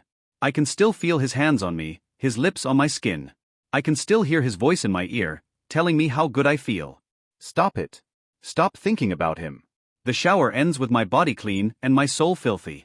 I take little care in drying myself before throwing on my clothes, feeling my first bit of true relief now that I feel more like myself. There's no point in looking in the mirror. I don't want to see the mess I've become. I grab my bag and head out the door. I need to get as far away from here as possible. The rideshare app is already open on my phone from my escape from the gala. Now I put in another request and dash to the lobby, unsurprised to find my ride already here. They must have been waiting at the hotel in case any guests needed them. Well, hurrah, I'm here. I don't have time to put any fancy plans in place, and my mind isn't capable of thinking through any intricate tricks. As we pull away from the hotel, I lean. Ava's slight form disappears into the twisted shadows of the trees, still bursting to life from the return of spring. The full moon above seems to mock me. This. Ava Grey. Beta Grey's youngest daughter. Someone who's been hidden from all of us until tonight. A growl rips from my throat and my fist slams into the trunk of the tree beside me, pain radiating up my arm. Blood drips from cuts sustained from the tough bark. And I welcome the burn of torn skin. Yanking my phone out of my back pocket, I redial Kellen, trying not to blame him for the rage I feel. If he had texted me back, if he had called me, if he had done anything to let me know Ava Grey was a tiny blonde little thing in a black dress and glasses, I wouldn't have gone so far tonight. Wouldn't have fallen for the bait. Ava Grey is taken care of. She's gone, I spit out, each word hard and clipped. Keep an eye on the rest of them, in case they try to pull anything else. Exclusive content copyright by No. V. L/dr/AMA.org. 1438. 9 Lucas, Gala, v. I end the call before he can respond and shove the phone back into my pocket, my jaw clenched so tight it aches. The Blackwood pack has gone too far this time. I don't know what they did to Ava, but whatever it was, it caused me to react to her on the most primal level. My wolf paces in my mind, a caged animal, furious that I let her leave. She's not our fated. You don't scent that on her, I snap at him, but he just howls, refusing to communicate with me. It's the first time we have been so divided, and I blame her. That sexy little distraction in her. Oversized, thick black frames. Wolves don't need glasses, the few who wear them are for fashion. I can only assume that she tried to go for a defenseless appeal. And it had worked, damn it. I drag my hand through my hair and take a deep breath, trying to clear my head. I need to find out what they did to cause Ava's pheromones to affect me with such intensity. I need to understand why my wolf reacts to her as if she is my mate, and then I'm going to make the Blackwood pack pay for what they've done tonight. 9 Lucas, Gala, v. I prowl through the garden and find that I can't help following Ava's scent to the front of the building, where it disappears. The lingering aroma of her unique fragrance clings to my skin, a maddening reminder of our encounter. I can still smell her all over me, and electricity hums beneath my skin as desire rises through the anger. A snarl rips from my throat and I turn away, stalking to my car. There's no way I can remain at the gala with the smell of her all over me, not when every inhale sends my senses reeling and my body aching for more. I slide into the driver's seat and slam the door, flexing my hands around the steering wheel. That enticing mix of orange honey and vanilla lingers in the enclosed space, and I draw in a lungful of it, my wolf howling in my mind. He wants to chase her, to claim her, but I force him back. She's not our fated mate. The squeal of my tires as I peel out of the parking lot helps take the edge off the frenetic energy warring between us. I need to get away from here, away from the memories of her soft skin and the way she felt pressed against me. I need to clear my head and figure out what the hell just happened. 9 Lucas, Gala, v. As I speed down the dark highway, my mind races with questions, but one keeps repeating, how do I make sure it never happens again? My knuckles are white from the pressure of my grip, and my molars grind as I fight off a growl. I won't let them get away with this. Whatever game they're playing, I'll find out. And when I do, they'll pay for it. I pace the hotel room like a caged wolf, my skin crawling with a restless energy I can't seem to dispel. Every nerve is alight, hyper-aware of the lingering scent of her that clings to me, a maddening reminder of the tempting little blonde in the garden. Ava. Her name is a growl in my mind, one that has my wolf stirring with an unquenchable hunger. I can still taste her on my tongue, can still feel the warmth of her body pressed against mine, soft curves molding to hard planes. The memory alone is enough to have desire simmering low in my gut, an aching need that demands to be sated. With a snarl of frustration, I sweep my arm across the VE. 9 Lucas, Gala, v. dresser, sending the lamp crashing to the floor in a satisfying shatter of glass and ceramic. It's not enough to ease the tumult raging inside me. I turn on the chair next, appending it with a vicious kick. Still, the tension winds tighter, coiling like a spring ready to snap. What did they do to me? What kind of fucked up magic did the Blackwood pack use to make me react to Ava? Like a mate? I've never felt anything like it before, an all-consuming need to claim and possess, to mark her as mine in the most primal way. And she had responded. I could smell her arousal, could see it in the way she arched into my touch, whimpering with want. It had taken every ounce of willpower not to rip that little black dress from her body and take her right there in the garden. The image has me groaning, fisting my hands in my hair as I fight against the visceral pull. This isn't me. I don't lose control like this. But that girl, that tiny slip of a thing with her wide blue eyes and those goddamn glasses, she had awoken something in me I didn't even know existed. The knock at the door is a welcome interruption from the torment of my thoughts. I yank it open, ready to 1 to 30. 9 Lucas, Gala, v. Unleash the maelstrom of rage on whoever dares disturb me, only to find Kellen standing there. He takes one look at the destroyed room and arches a brow. Everything okay, man? What the fuck do you think? I growl, stepping back to let him enter. You didn't warn me that I was stalking Ava Grey. Kellen shrugs, kicking the broken lamp out of his path. I told you the Blackwoods brought 2 daughters. I didn't realize you wouldn't recognize the younger one, or that it would be a problem for you. A humorless bark of laughter escapes me. A problem? That's putting it mildly. Bracing my hands on the back of the overturned chair, I fight for control. I can't let Kellen see how shaken I am, How deeply Ava has affected me. As my second, as my friend, he would sense the weakness and try to exploit it. That's just how we operate. When I'm certain I have myself under control once more, I turn to face him. Report. What happened after I left? 1439. 9 Lucas Gatta, v. Kellen's gaze is steady, assessing.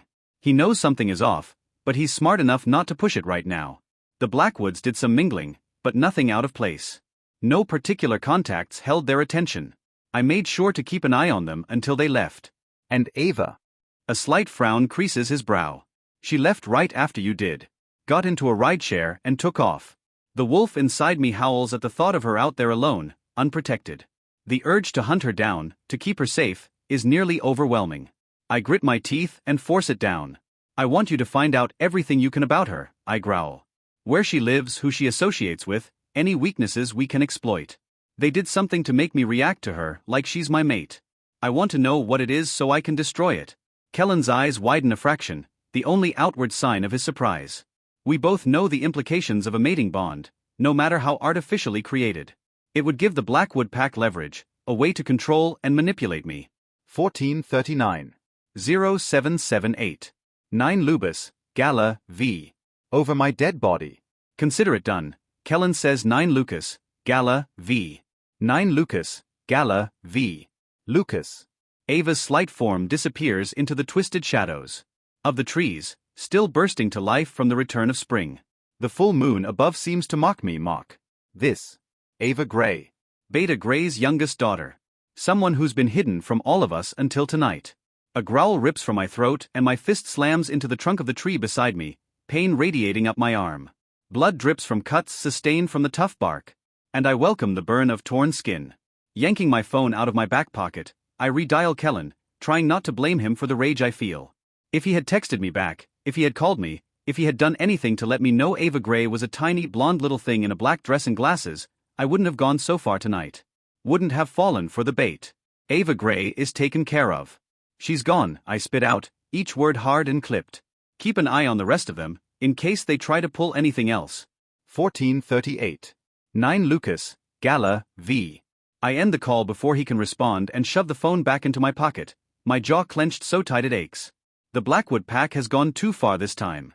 I don't know what they did to Ava, but whatever it was, it caused me to react to her on the most primal level. My wolf paces in my mind, a caged animal, furious that I let her leave. She's not our fated. You don't scent that on her, I snap at him, but he just howls, refusing to communicate with me. It's the first time we have been so divided, and I blame her. That sexy little distraction in her. Oversized, thick black frames. Wolves don't need glasses, the few who wear them are for fashion. I can only assume that she tried to go for a defenseless appeal. And it had worked, damn it. I drag my hand through my hair and take a deep breath, trying to clear my head.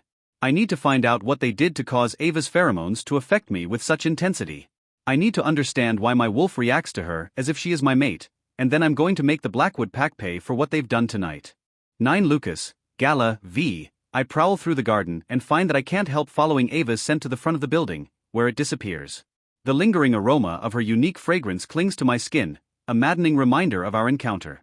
I can still smell her all over me, and electricity hums beneath my skin as desire rises through the anger. A snarl rips from my throat and I turn away, stalking to my car. There's no way I can remain at the gala with the smell of her all over me, not when every inhale sends my senses reeling and my body aching for more. I slide into the driver's seat and slam the door, flexing my hands around the steering wheel. That enticing mix of orange, honey, and vanilla lingers in the enclosed space, and I draw in a lungful of it, my wolf howling in my mind. He wants to chase her, to claim her, but I force him back. She's not our fated mate. The squeal of my tires as I peel out of the parking lot helps take the edge off the frenetic energy warring between us. I need to get away from here, away from the memories of her soft skin and the way she felt pressed against me. I need to clear my head and figure out what the hell just happened. 3 of 8 9 Lucas, Gala, v. As I speed down the dark highway, my mind races with questions, but one keeps repeating, how do I make sure it never happens again? My knuckles are white from the pressure of my grip, and my molars grind as I fight off a growl. I won't let them get away with this.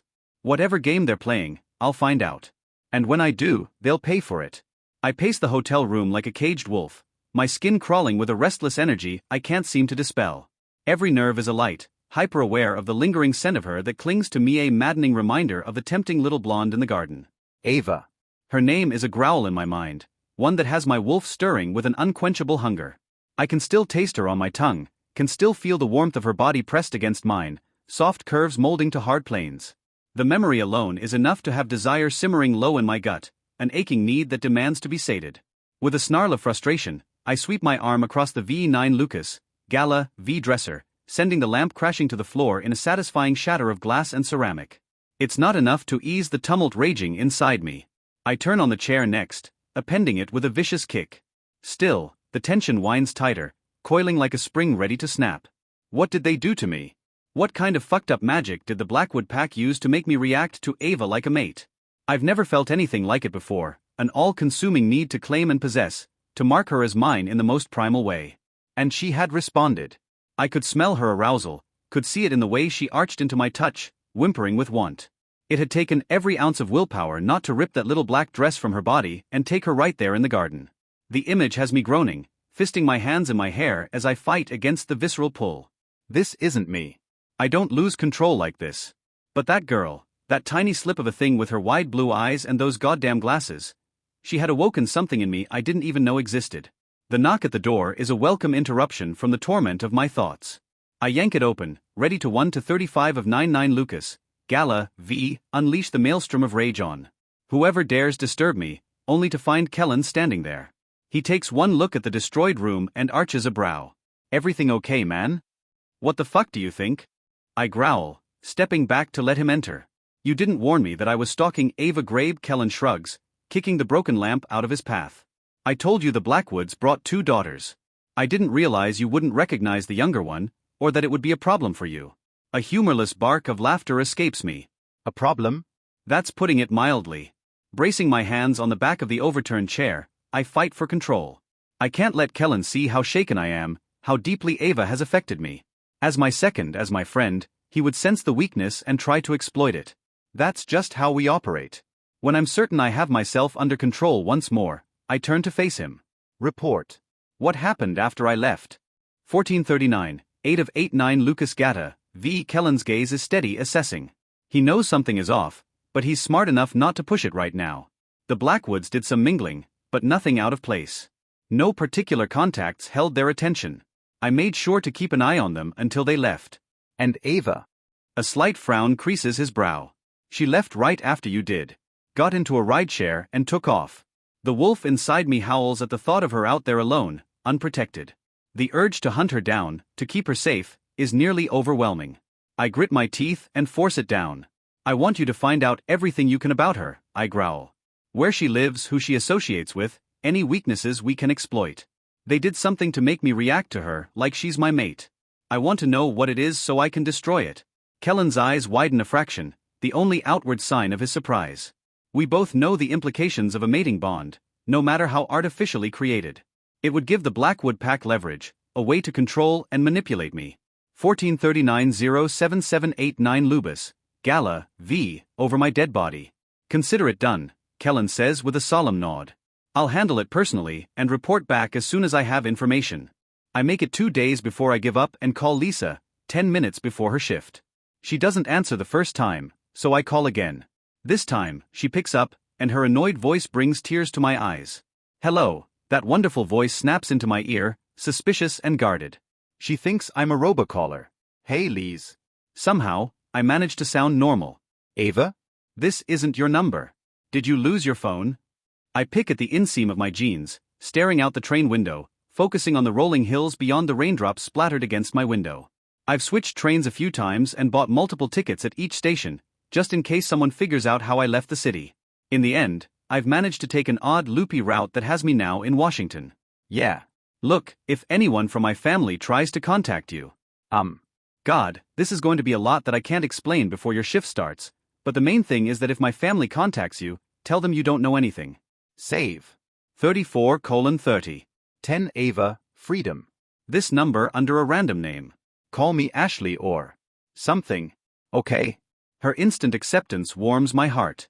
My nose tingles as a few tears escape, sliding down my cheeks.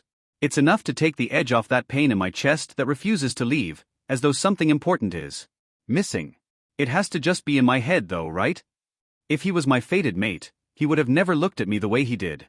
I've never heard of a fated who hates their mate. Even the abusive ones. But I know he is. It's a knowledge deep in my bones. Damn it. I ran away from home. Long story. I'm not going to be back. My family's not going to let me go that easy. Or maybe they'll just be happy to get rid of me. That would be nice. I wait for her response, but there is none. Lisa's silence has anxiety clawing up my belly and death gripping my throat. Lise. Yeah, I'm here. I'm just in shock. I can't believe you ran away. I want to say congratulations, but I'm not. 14:30. 10 Ava, freedom. Sure, if that's being insensitive. When will you come back? A month? 2. I bite my lip. Never. Never. There are things I've never told you, and I promise I'll explain it all. But the first thing is the most important. I'm not human, Lise. Not exactly, anyway. My entire family, we're shifters. I'm from the Blackwood pack, and my dad is beta there. The Blackwoods are the wolf shifters, aren't they? The ones that rule over the entire area. Her voice is a higher pitch than normal, but at least she isn't screaming. I make a little sound of agreement, and she goes quiet again. I'm sorry I didn't tell you, I whisper, distress shuddering down my back. What if she doesn't want to talk to me anymore? I know I had mourned her several days before, convincing myself that I had to leave her behind for her safety. But after everything, I need a friend. Someone on my side. Someone to talk to. Someone who cares. A strangled laugh sounds from my phone. Girl, 10 Ava, freedom. Don't care about that. I'm just processing. Holy shit. The Blackwoods. No wonder you said you'd never be able to move out. And that's why you've just run away. And not answered my texts in days, by the way. Guilt hunches my neck down until I resemble a turtle. I know. I'm sorry. I ditched my phone and thought I shouldn't contact you, in case they, In case. Do you think they will? Oh shit, hold on. Fuck, Shelby just poked her head in here and stared at me. I need to clock in. Look, Avenue. I'll save your number, and we are going to talk, okay? Should I get a different phone in case they tap mine, or something? Can they do that? I know they control the police and everything. Around here. I can't help the hysterical giggle that escapes. I have no idea. Oh God. I hope they can't. I got a burner. Maybe you can too. I'll stop by the store on my way home. Are you safe right now? God, Shelby's right here. I have to go, but I need to know you're safe. 14:30. 10 Ava, freedom. I nod, even though she can't see me. I'm safe, I promise, hoping I'm right. Okay. I love you, girl. I'll call you as soon as I can. A smile, my first in days, tugs at the corners of my mouth. This is why I gave in. This was what my broken, bleeding heart needed. Love. Not rejection. Not my family. Not him. I know. I love you too. I stare at my phone long after Lisa hangs up, my mind a whirlwind. The train rocks beneath me, the steady rhythm a stark contrast to the chaos within. I'm still not sure how far to run or where is safe. The Blackwood pack's influence stretches far and wide. Their tendrils reaching into every corner of the Northwest Territories. Content Bell 0 NGS to novel, D, r/a/ma.org.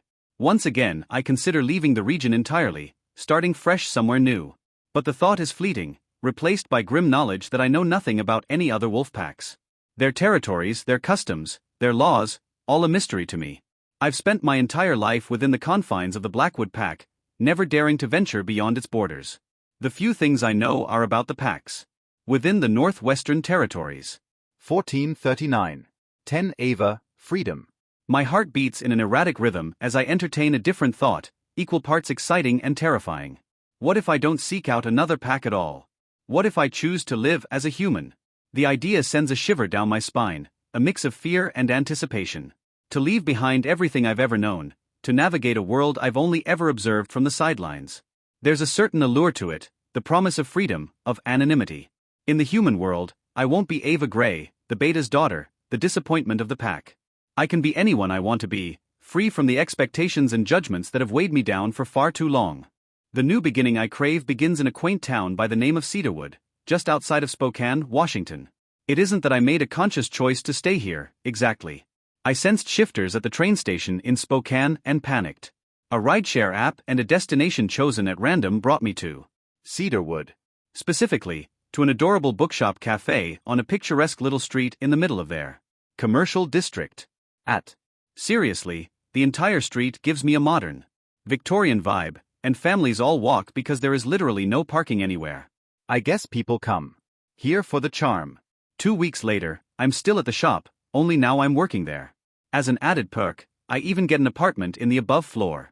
It was used as storage for a few years by my new boss, and I have a lot of cleaning to do yet, but it's mine, and I love it, even if there are boxes everywhere.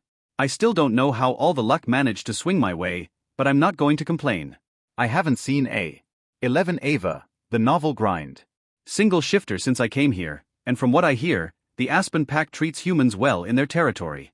There's a huge part of me that's terrified they will come banging on my door, demanding to know why I haven't informed them of my presence, but well, that's a problem for future Ava. I'm hoping that I smell human enough to not be Bothered. Mrs. Elkins enters the store, the bell above the door, announcing her arrival. I look up from the book I'm shelving, a smile already forming on my lips. There's something about her presence that puts me at ease. There might even be a tiny part of my mind that thinks she's married to Santa Claus. Good morning, Ava. She greets me warmly, her roomy eyes crinkling at the corners. How are you doing today? Settling in all right? I nod, my smile widening. I'm doing well, Mrs. Elkins. Thank you again for the job and the apartment. I can't tell you how much I appreciate it. Mrs. Elkins laughs, a melodious sound that fills the space. Oh, Ava, you don't have to thank me every day. 1439. 11 Ava, the novel grind. You know. My cheeks warm. I know, I'm so grateful. She steps closer, resting her hand over mine. Her touch is comforting, almost maternal. The novel grind is a haven, Ava. It's a place for those who feel they don't quite fit anywhere else in this world. Tears prick my eyes and I blink them back, fluttering my lashes in a desperate attempt to hide how hard her words hit me. If only she knew just how much of an outsider I really am. I want you to find your happiness here, she continues, gesturing to the countless books surrounding us. Among the thousands of realities written in these pages, there are worlds of possibilities waiting for you, Ava. I glance around, taking in the shelves upon shelves of books. Each one holds a different story, a different life. Maybe, just maybe, I can find my own story here too. Thank you, Mrs. Elkins, I say softly, my voice thick with emotion. I think I will. I rub my breastbone, feeling that now, familiar burn flare. Nothing eases the pain, but I've developed a habit of scrubbing at my 1440. 11 Ava, the novel grind. sternum in hopes of easing it. She smiles at me, a knowing twinkle in her eye. I have no doubt about that, my dear. No doubt at all. Now, tell me, is Carlos treating you well? Not hazing my new employee, is he? I choke back a laugh, wiping the tears from my eyes in a discreet motion hidden behind adjusting my glasses. Carlos is my new co-worker.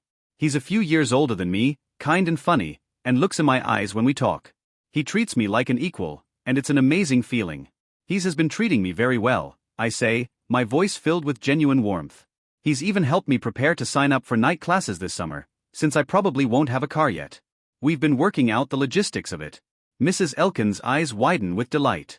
Night classes? Oh, Ava, that's wonderful. What are you thinking of studying? Her enthusiasm has me ducking my head, a little embarrassed. I don't admit that I've dropped out of everything at my old college. I had to have all my 11 Ava, the novel grind transcripts mailed to a post office box in White Peak that Lisa set up for me, and she forwarded me everything I needed to start over here, in hopes that the transfer couldn't be traced. Neither of us are really sure how it works behind the scenes. I've always been interested in literature. My fingers trace the spine of the book I just shelved. I thought. Maybe I could take some English courses, maybe even creative writing. Conti NT Bell 0 NGS to NOV, ELD/Roma. Org. Mrs. Elkins nods, her smile growing. I think that's a fantastic idea. You know, I've seen the way you handle the books, Ava. It's like you have a special connection with them. I think you'd excel in any literary field. My heart swells at her words, a sense of belonging settling in my chest. Thank you, Mrs. Elkins. That means a lot to me. She pats my hand once more before stepping back. Now, I think I smell some fresh coffee brewing. Why don't you join me for a cup before these books? You Finish up. Up with. I set the rest of the books on a nearby table. I'd love that. 1440. 11 Ava, the novel grind. The smell of coffee is stronger on this end of the cafe, and I sit at the window bar with Mrs. Elkins, enjoying the view of the town's clock tower and the mountains. In the distance, still snow, capped. It is odd to have so few trees on the horizon, but it's almost a relief. Too many things happen in the shadows of the trees, where a pack can pretend they see nothing. Carlos slides 2 steaming mugs in front of us, a playful grin on his face. 1 vanilla latte for the lovely Ava, and a cappuccino for the ever-graceful Martha, he announces with a wink of his dark eyes. Mrs. Elkins chuckles, her eyes twinkling with amusement. "Oh, Carlos, you're too much." He places a hand over his heart, feigning hurt. "You wound me, Martha." I'm just the right amount of much. I can't help but laugh at their banter, the sound bubbling out of me with an ease I've never known before. It's like a weight has been lifted off my shoulders, allowing me to breathe freely for the first time in my life. As I take a sip of my latte, savoring the smooth. 1440. At 11 Ava, the novel grind. Nikku vlogs mud ride with car. Creamy texture, my phone vibrates on the counter. I glance down to see a text from Lisa's burner number, and a smile tugs at my lips. Lisa Burner, miss you babe. Hope you're settling in okay. Remember, you've got this. Love you. Lisa Burner, gif of 2 cartoon bears hugging. I turn the key in the lock, the familiar click signaling the start of another day at the novel grind. Mrs. Elkins is reading a book in one of our plush, overstuffed armchairs, content to let me take over her morning chores. Keep the door open, dear, she says, flipping a page and squinting through her bifocals. An open door brings traffic, and it's such a nice morning. The heavy door is a beast to prop open, and I wonder how Mrs. Elkins has managed all these years. Eventually, I find the sweet spot to jam the doorstop in, but sweat is gathering in my armpits by the time I figure it out. I take a moment to breathe in the pine fresh air, enjoying the chill that curls into my lungs as the sun warms my face. A soft whine catches my attention, and I glance down in surprise at the silver husky sitting just outside the door, its tail thumping gently against the sidewalk. The dog's eyes are a blue so light that they almost 12 Ava, Husky 1. Seem white and seem to pierce right through me, as though they can see every secret I've ever hidden deep into the recesses of my mind. But then that thought is gone, because hey, it's just a dog. Though I can't help but notice the uncanny similarity between the husky's eyes and my own. It's a little creepy. Plus, they look better on the furry one. "Hey there, buddy," I say, easing into a crouch. "What are you doing here so early?" It does an adorable head tilt, perking its ears forward as though listening with deep thought to every word that I speak. It doesn't make a sound, but I can't help but think again, there's an uncanny intelligence in its gaze. The dog doesn't seem to mind when I reach out a hand, and my fingers brush against the soft fur of its face. It leans into my touch, its eyes half closed in pleasure, savoring the contact. I know I'm smiling a freaking megawatt smile. I love animals. For obvious reasons, the pack doesn't have dogs around. Or cats. Or rabbits. Well, actually, there are rabbits, but they aren't the kind you cuddle with. 1400 hours. 12 Ava, Husky 1. We eat them. You're a friendly boy, aren't you? I murmur, still scratching. The dog pulls back, and I swear there's a front all over that furry face. Friendly girl. I try again. Her tail wags harder, and she lets out a soft whine of agreement. I glance around, looking for any sign of an owner, but the street is empty save for a few early morning joggers in the distance. "Are you lost, sweet girl?" She stares at me, and I have the distinct sense that she thinks I'm stupid. Text copyright noveldrama.org. I sigh and stand, brushing my hair behind my ear. The wind keeps catching at it, blowing it into my face. Between that and the fur I'd managed to loosen with happy scritches, I feel like a sneeze is trying to explode out of my nose. Is it possible for even a wolfless shifter to be allergic to dogs? The husky makes an odd, rhythmic string of chatter at 1040. 12 Ava, Husky 1. Me, and I swear she rolls her eyes. Get a freaking grip, Ava. You can't possibly miss being in a pack so much that you're starting to wolfie, eyes a stray dog. What an interesting development, Mrs. Elkins says from behind me, and I almost fall over in surprise. She tuts and swats at my arm. You're too young to have balance issues, Ava. Maybe you should try some squats? I hear those fitness influencers really help. If it isn't obvious, Mrs. Elkins is pretty hip to new technology. She says it's her job, because she needs to know how to cater to an audience. Do you want to come in, little pup? Mrs. Elkins asks the husky, who woofs at her. That's what I thought. Come on in. Don't get your fur all over my chairs. Those are for clients, not dogs. I laugh and follow behind. I can't shake the feeling that something is just off with this dog. Then again, I have never been away from a pack before, and I've heard that going solo does weird things to wolves. I'll have to keep an eye out for that. There's no point in freedom and independence if I'm going to go crazy. 1440. 12 Ava Husky, 1. I'll start brewing the coffee, I tell Mrs. Elkins, who's acquired a bag of dog treats from somewhere. The husky is ignoring them, content to flatten herself on the ground and stare at me. The most action my boss gets is a disdainful flick of her furry ears. The slow morning picks up with a vengeance, and I spend most of my time behind the coffee bar. In the time since I started working here, I realized that most of the travel mugs people bring here say things like, "Mama bear," and "I can't mom until I've had my coffee." They're usually some sort of glittery amber. At some point, Mrs. Elkins had the husky leave the establishment, though it seems to be hanging around every time I check outside. Several customers try to pet her, but she just sits like a stoic little dog statue outside of the storefront. Sometimes, when I take too long between checking in on the dog, I'll glance up and see her snout pushed up against the window, squished up and showing her sparkling white teeth. I giggle every time, then poke my head out the door and hiss at her to stay off the windows. I'm going to have to wipe them down. 1440. 12 Ava, Husky, 1. Carlos comes in just after the lunch rush, and Mrs. Elkins pats my shoulder as she leaves. "I'll get out of you young people's hair now. Carlos, take care of our new little angel, will you?" He winks at me in outrageous flirtation that I've learned means absolutely nothing beyond mild affection. Oh, you know I will. It's not hard to laugh. Carlos just brings it right out of me. It used to be that I only ever laughed with Lisa, but now I feel like most of my day is spent smiling. Real smiles, not customer service smiles. Those, I have perfected. I used them on my family all the time, and they definitely never noticed. Damn, I'm thinking about them again. I've got to figure out how to stop doing that. Are you sure you're okay working until closing again, Ava? 40. Carlos' words bring me out of my little mini funk, and I nod. I need to make as much money as I can before the summer semester. I'm going to need money for tuition, books, miscellaneous fees, and then hopefully a car. Between rent and life necessities, I really need the overtime. I'm lucky Mrs. Elkins is even letting me text copyright noveldrama.org. Work this much. He nods, wiping down the counter as I replenish napkins in the dispenser. She's got a way about her. Takes care of us all. Sometimes I wonder if she's even making money off this place. We sell a lot of coffee, but not so many books. He's not wrong, I've thought the same. My shoulders lift in a vague shrug, and I start cleaning off the end tables of newspapers, magazines, and books. I have no idea, but I can't imagine she would run a business just to lose money. I pause, thinking of the sweet old lady and how she treats every customer who enters her shop like family. Would she? Wouldn't put it past her. Carlos puts together a sinful 1440. 13 Ava, Husky, 1.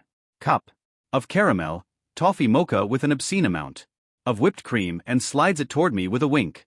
"Here, just how you like it. Go take a break with that dog out there. Have you checked her for a collar?" I nod, taking a sip of the ultra-sweet beverage and sighing in bliss. "No collar," I confirm with a shrug. Huskies are notorious for running away. I'm sure she'll wander her way back home when all the free scritchy scratches are gone. The day passes in a slow, meandering sort of way. People ebb and flow in a familiar pattern, and I'm surrounded by the scent of books and coffee. I don't think I've ever felt peace like I do here, working at the novel grind. When business is slow, Carlos regales me with outlandish stories and drama he reads on his social media news feeds. He's been begging me to open up my own profile, but I always decline. I don't want anyone to find me here, in this last bastion of peace on earth. Which, yes, is a cringe level of melodramatic, but it's how I feel down to my very soul. 13 Ava, Husky, 0.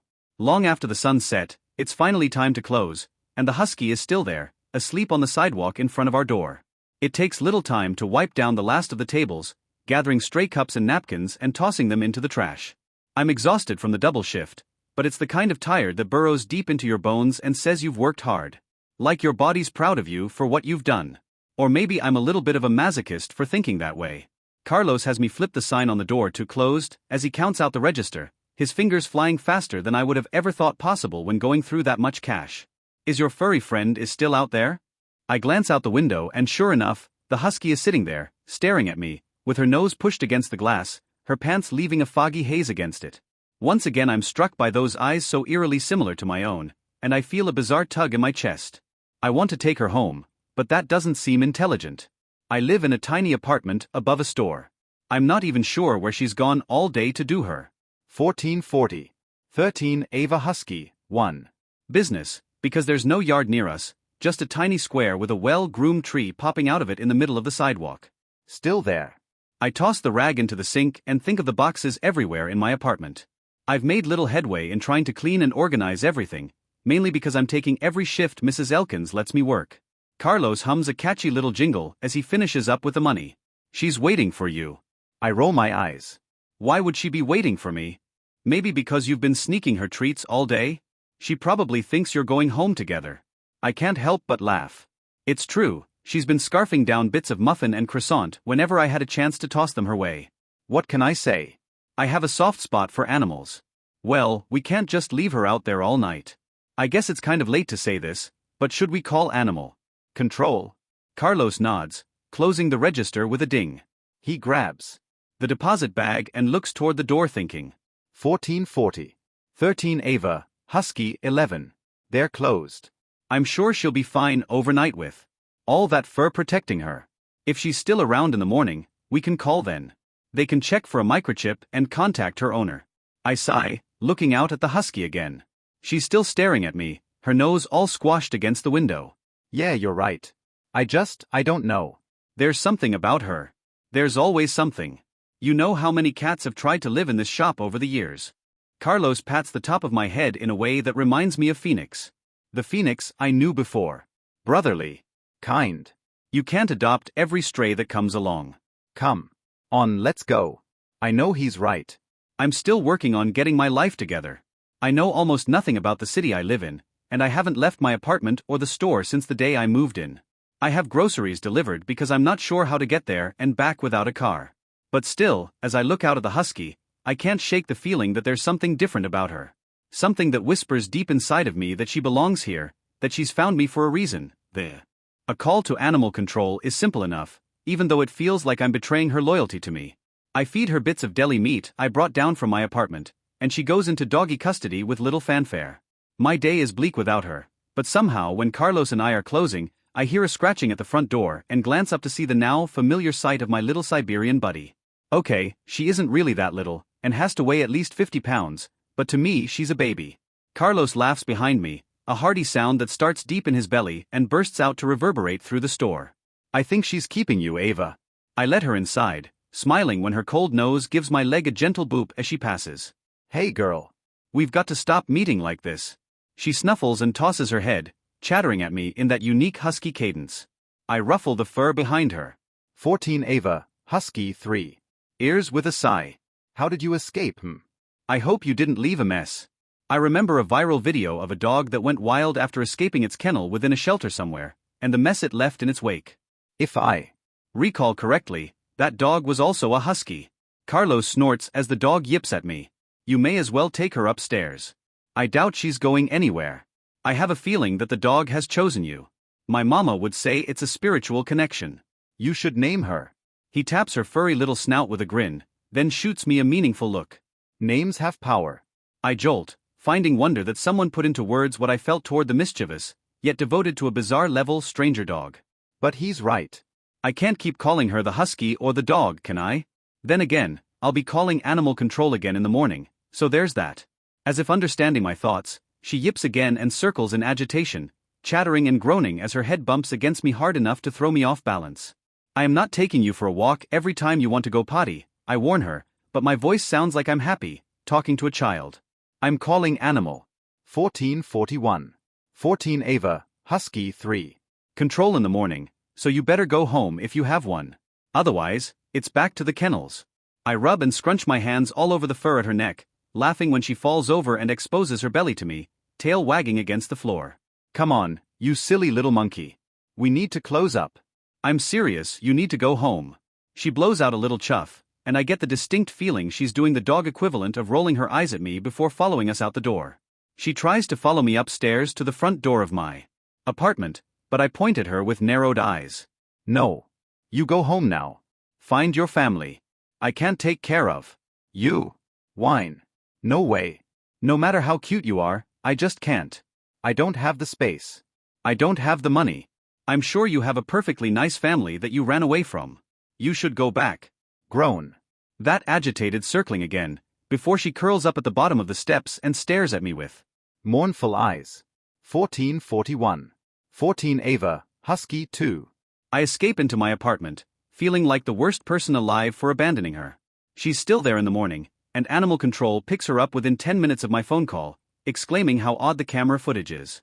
If their words are to be believed, her kennel door just popped open, and she somehow escaped from one camera to the next. No one knows how. My supernatural radar tingles at their words, but hello, she's a husky. Not a wolf. I've never heard of a domestic dog shifter. Wolves, foxes, coyotes, panthers, and other wild animals? Sure. A dog? No. Not only no, But hell no. and yet she's there again when we close down the Store. 3 more days pass, and she escapes each time, waiting for me to clock out every night. Mrs. Elkins even stays late one night to watch it happen, clucking her tongue and telling me that fate has brought us together. Carlos, of course, agrees. Even Lisa is 1441. 14 Ava, husky 1. laughing at me through phone calls and texts.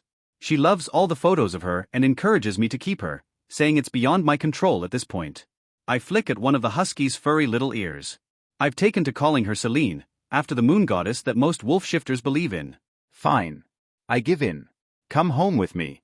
I'm pretty sure animal control is tired of my phone calls anyway. She trills and yips in an excited canine melody, and I laugh. Trust me, it's not that great. You won't have a lot of room, and I'm serious about you having to find a place to potty on your own. I'm not helping you. Seline croons, shoving her head under my hands and leaning into me with her full weight. I'm used to it by now and have myself braced to not fall over. What do I feed you though? She huffs. I guess I'll have to order some dog food and have it delivered.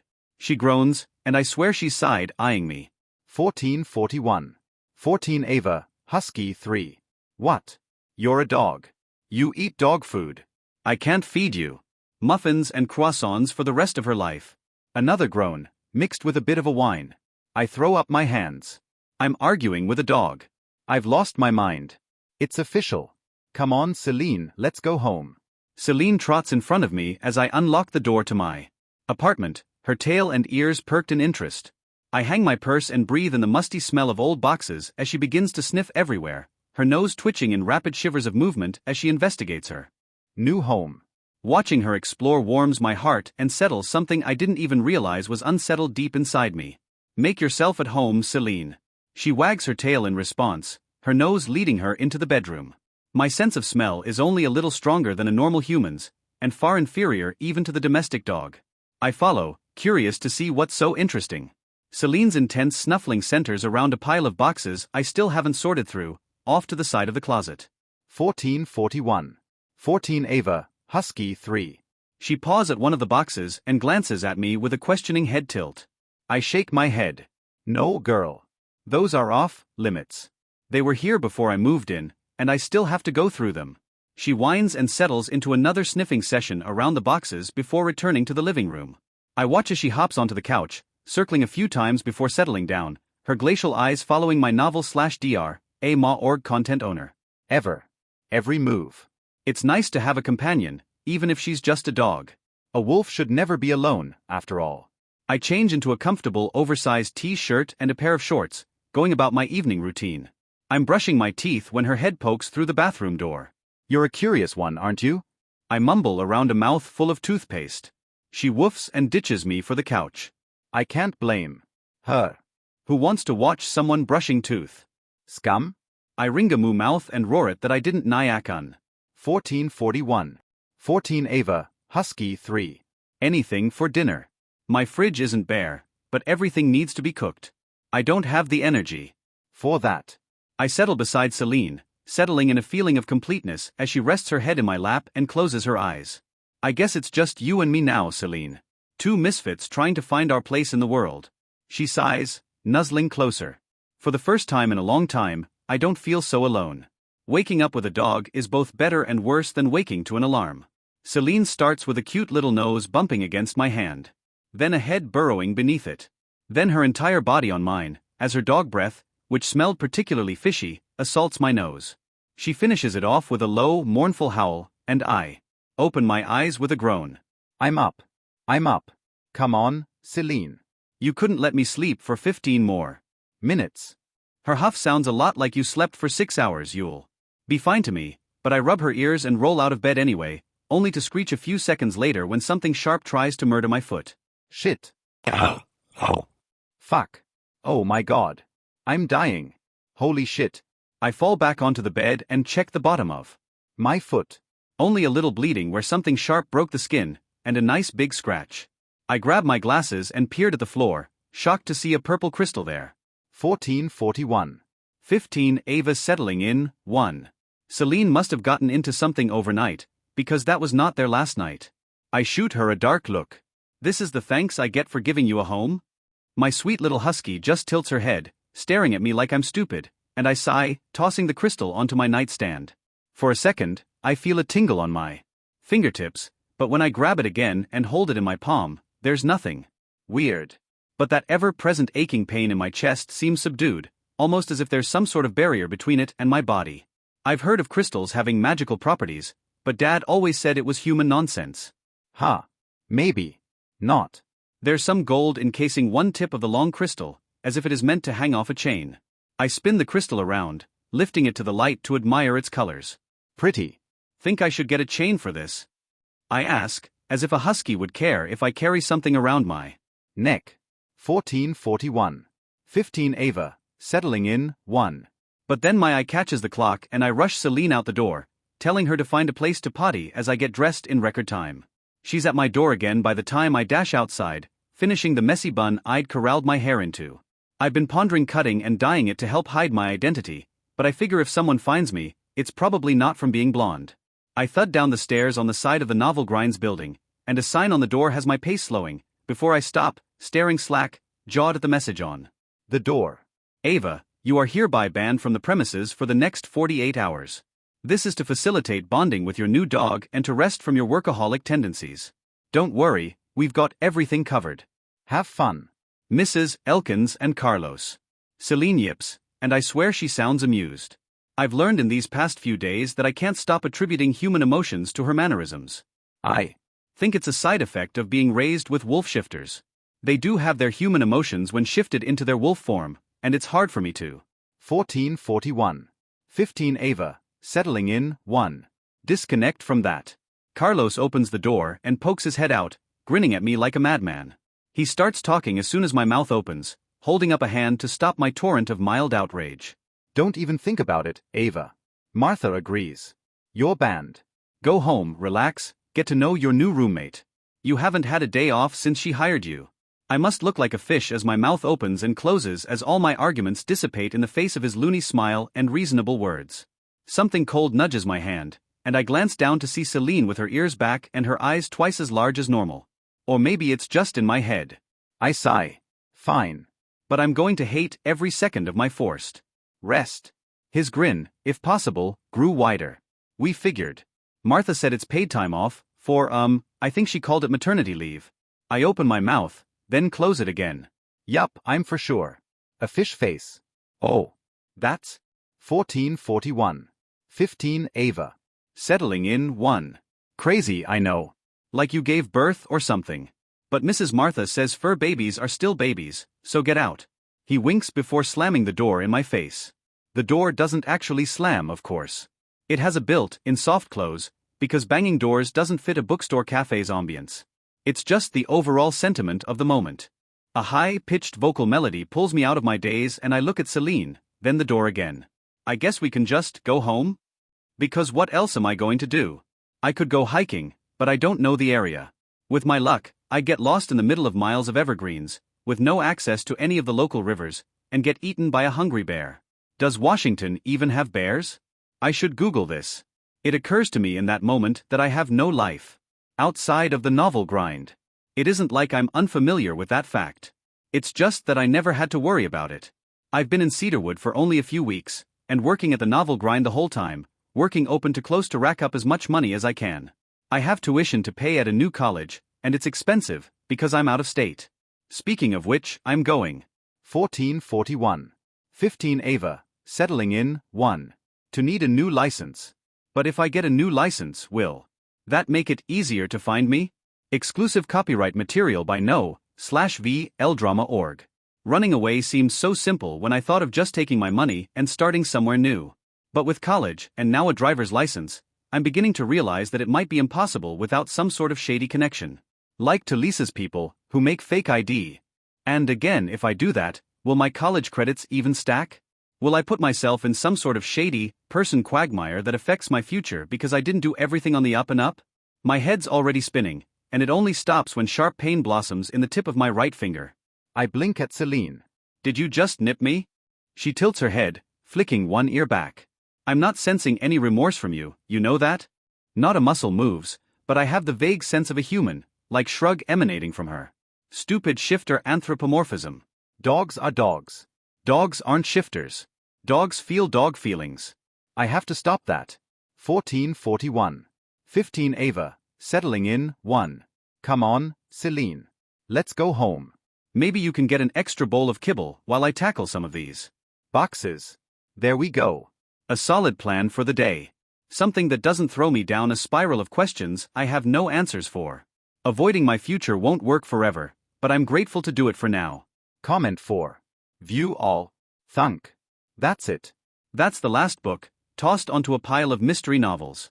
15 boxes are now empty, and while it might appear that my apartment is little more than a haphazard pile of empty boxes and organized book piles, my heart breathes with the room I've created by tackling the monster that is everything Mrs. Elkins stored in this apartment for the last who knows how long. The couch is soft and springy as I flop onto it, taking a well-deserved break. Celine's ears perk up at my sudden display of enthusiasm, but she doesn't move, content to rest by the front door, which happens to be one of the few places in the living room not covered in something. We did it, Seline. We've tackled the monster and unpacked it all. Well, everything that was in the living room. The kitchen still has a few boxes, and let's not even talk about the bedroom. But the living room? The living. 1442. 16 Ava, settling in, 11. Room is done, and that's what matters. I survey the piles of books scattered around the room, separated by genre. There's a stack of classics, a pile of contemporary fiction, a few biographies, and even a small collection of poetry. The biggest pile by far, though, is near and dear to my heart. Romance. Tantalizing little bodice rippers. With bare male chests whispering to me, enticing me to flip them open and be drawn into a world of magical, mystical, perfect men. I used to read them whenever I had a chance. The White Peak Library was full of them, and I was desperate for any happy ever after I could get my hands on. They're a lot less appealing these days. This content provided by newfound.org. I rub my chest, frustrated by the ache that likes to poke its head out in my weak moments, and snap a quick photo of the piles to send to Mrs. Elkins. AVA, what should I do with all these books? Seline seems to realize that I'm done moving for a while and slinks over on her silent paws, jumping beside me. She circles once, twice, then settles down. 16 Ava, settling in, 1. Her head resting on my thigh. I scratch behind her soft ears as I wait for Mrs. Elkins' response. My phone buzzes. Mrs. Elkins, keep them, dear. Start your own library. They've already been up there for a decade gathering dust anyway. I look at the books with new appreciation. My own library? The thought had never occurred to me. In the Blackwood pack, books were a luxury. Books were unnecessary, and Mom and Dad weren't interested in feeding my addiction to fantasy worlds and lives that could take me away from my own, at least for a while. But now, surrounded by the musty scent of old pages, the idea doesn't seem so far-fetched. Celine's cold nose snuffles against my hand, and I realize I've stopped petting her. What do you think, Seline? Should we keep them all? What a silly question. As if it was ever an option to get rid of them. Who throws away books? She lets out a contented sigh, which I choose to interpret as a yes. 1442. 16 Ava, settling in, 1. My fingers linger over the spines of the books, their textures as varied as their titles. Some are smooth, others ridged, a few even cracked with age.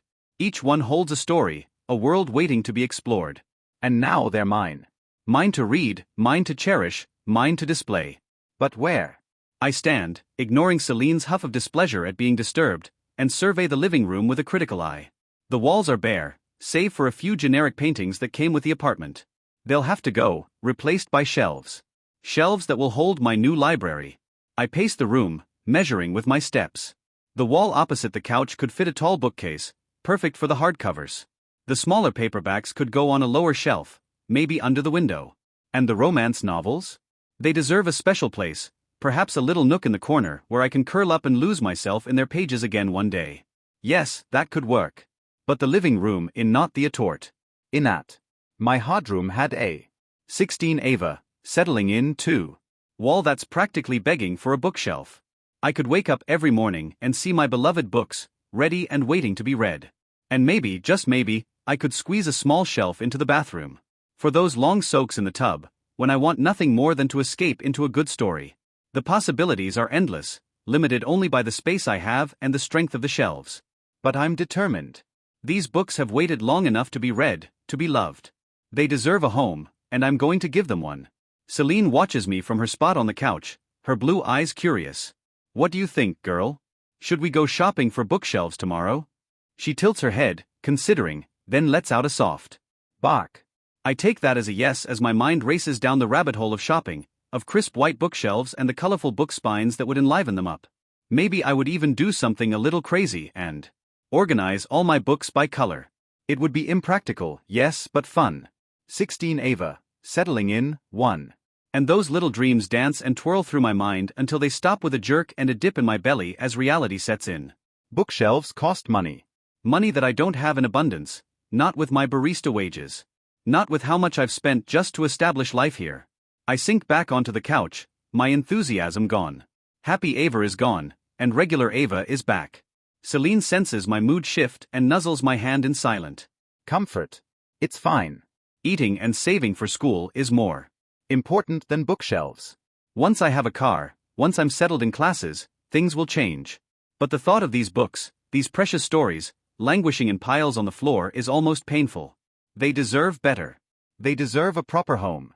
And I think about all those popular DIY videos I've watched while dreaming of building a better life. People turning old crates into rustic shelves, repurposing ladders into quirky bookcases, even building shelves, from scratch with nothing but a few planks of wood and a trusty drill. 1442. 16 Ava, settling in, 1.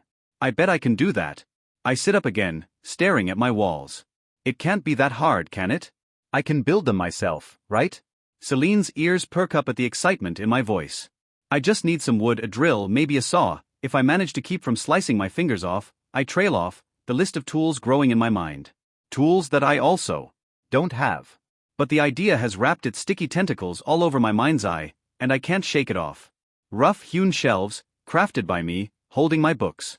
A labor of love. A step to independence. I pace the living room. I want this so much. My skin is crawling with all the energy boiling inside of me. The pacing helps. I can ask Carlos if he has any tools I can borrow. Or maybe Mrs. Elkins has a friend who can help me out. The possibilities are spinning in my head, my apartment fading away as I dream of myself wielding electric tools like a badass. But then, like a record scratch, reality intrudes. I've never built anything in my life. I don't know the 14.42.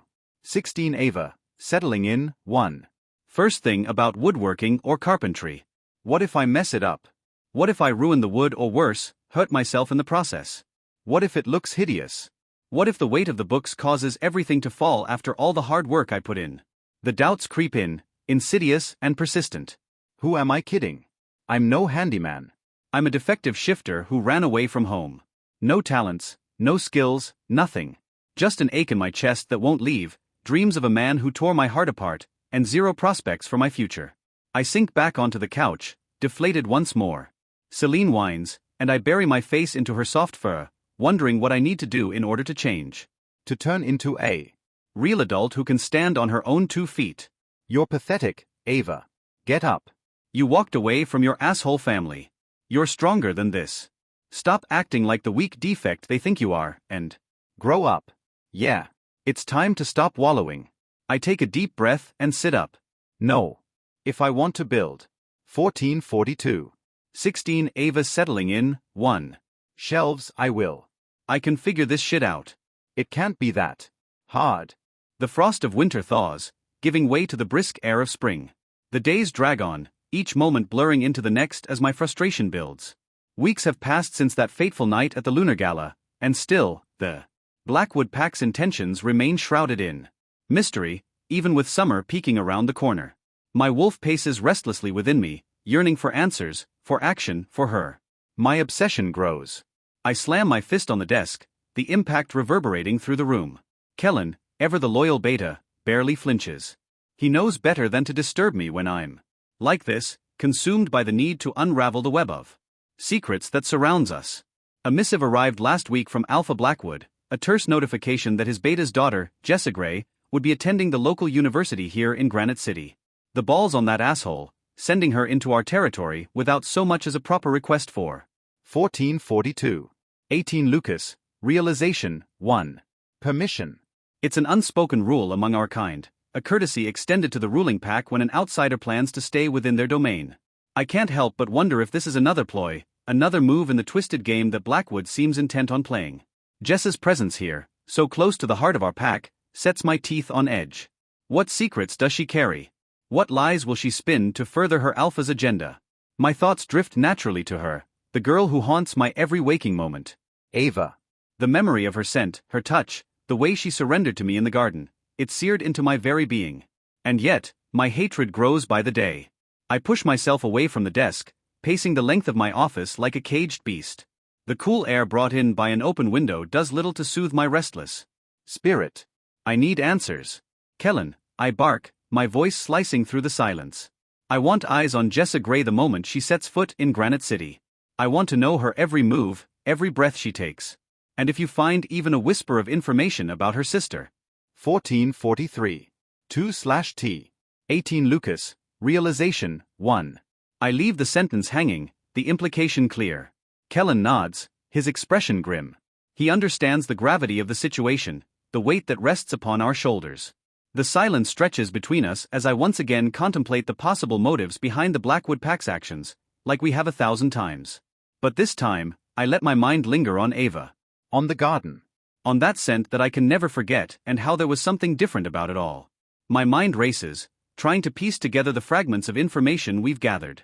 What if they've developed some kind of pheromone enhancer? I muse aloud, my eyes focused on something beyond the walls of this room. A way to force a mate connection, to manipulate the bond between wolves. Kellen frowns, shaking his head. I don't know, Lucas. When I met Ava that night, I didn't sense anything unusual. No hint of artificial pheromones or manipulation. I scoff, turning to face him. She probably applied it in the garden, knowing I was watching her. It's the 18 Lucas Realization, 1. Perfect setup, don't you see? Lure me in, make me believe there's a connection, and then use that to gain a foothold in our pack. Kellen hesitates, his brow furrowed in thought. I suppose that's possible, but her relationship with her family seemed strained. The way they interacted, the tension between them, wasn't faked. It didn't feel like a united front. I grimace. Exactly. And that's why it's even more likely. Think about it, Kellen. If Ava's relationship with her father is rocky, she'd be even more desperate to prove herself, to earn his approval. Sacrificing herself, using her body as a tool to further their agenda, it's exactly the kind of thing a desperate wolf would do. Kellen's eyes widen. I hadn't considered that angle. It does make a twisted sort of sense. I turn away, my hands curling into fists at my sides. The thought of Ava being used in such a way, of her willing participation in this deception, fuels the rage that warms my skin. We need to be prepared for anything, I growl, my voice low and dangerous. The Blackwood Pack is up. 1443. 18 Lucas, Realization, 1. To something. I won't let them destroy everything we've built, everything we stand for. Kellen's expression is grim. I know. We all do. We're behind you, Lucas. We'll keep a close eye on Jessa, and if we find any evidence of foul play, we'll show them what happens when they try to mess with the Westwood Pack. There's no other option. I turn to face the window, my gaze sweeping over the city that is mine to protect. The Blackwood Pack may be able to hold their secrets, but they have no idea who they're dealing with. I will. Uncover the truth, no matter the cost. A sharp knock at the door jolts me awake, scattering the papers strewn across my desk. I blink, trying to clear the fog of sleep from my mind as I realize I must have dozed off while poring over the latest reports from Granite City. Come in, I call out, my voice rough. The door swings open, revealing one of my deltas, Ryder Thorne. He enters the room, his posture stiff and his expression guarded. I can sense his unease. The 1443. 5/7/18 Lucas realization, 1. Way he seems to be holding back. What is it? I ask, straightening in my chair. No alpha should be caught sleeping on the job. He clears his throat, his eyes flicking to the mess of documents on my desk before meeting my gaze. One of our scouts sent an update from Blackwood territory. I thought you'd want to see it immediately. It was sent to my email in urgency in a private attachment, printed, and sealed with no eyes upon the contents. He hands me a sealed envelope, the paper crisp beneath my fingers. I nod, setting it aside for the moment, trying not to show how hard my heart is jolting in my chest. But before I can dismiss him, he speaks again, his tone hesitant. Alpha, if I may. Do you really need to spend so much time and energy chasing down this girl from the Blackwood pack? Shouldn't we be focusing on our own pack, on the issues that directly affect us? Irritation hits me harder than it should. I have always refrained from dismissing sensible inquiries, because shutting down their voices is a slippery slope too. His spine straightens in an instant, and his face goes blank. Of course not, Alpha. I only worry that this obsession with the Blackwood girl is distracting you from what really matters. I stand in a swift motion, my chair scraping against the floor. Inexplicable rage fans the flames of months of irritation and frustration. What matters is the safety and security of our pack. If the Alpha of Blackwood is plotting against us, if they're using Ava as a pawn in their twisted game, then it is my duty to uncover the truth. Don't you agree? He takes a step back, his head bowed in submission. I understand, Alpha. Forgive me for overstepping. I take a deep breath, trying to rein in my temper. Your concern is noted, Delta. But I need you to trust me on this. I know what I'm doing. He nods, his expression still blank. Of course, Alpha. I'll leave you to your work. With that, he turns and leaves the room, closing the door behind him with a soft click. I sink back into my chair, rubbing a hand over my face. The letter from the scout lies on my desk, taunting me with the promise of new information. I close my eyes, taking a deep breath as I try to quell the maelstrom of emotions raging within me. I know I need to approach this situation with a clear head, to separate my personal feelings from the cold hard facts. But it's easier said than done when it comes to Ava. With a heavy sigh, I unfold the missive, my eyes scanning the contents. Each word is like a punch to the gut, and I feel my heart sinking lower and lower with every line. The letter shakes in my hands as I read, a cold fury seeping into my bones with every damning word. To. From. Subject, urgent, for Alpha's eyes only. Attachment, report.docs. 19 Lucas, realization 2. My source within the Blackwood pack has provided crucial information regarding Ava's circumstances. She has been enduring severe mistreatment and neglect from her own family, with Beta Alexander Grey being the primary perpetrator of cruelty. Furthermore, her mother and siblings have displayed little regard for her well-being, demonstrating indifference or outright disdain. Ava is consistently subjected to assault by numerous pack members and is treated as an outcast within the community.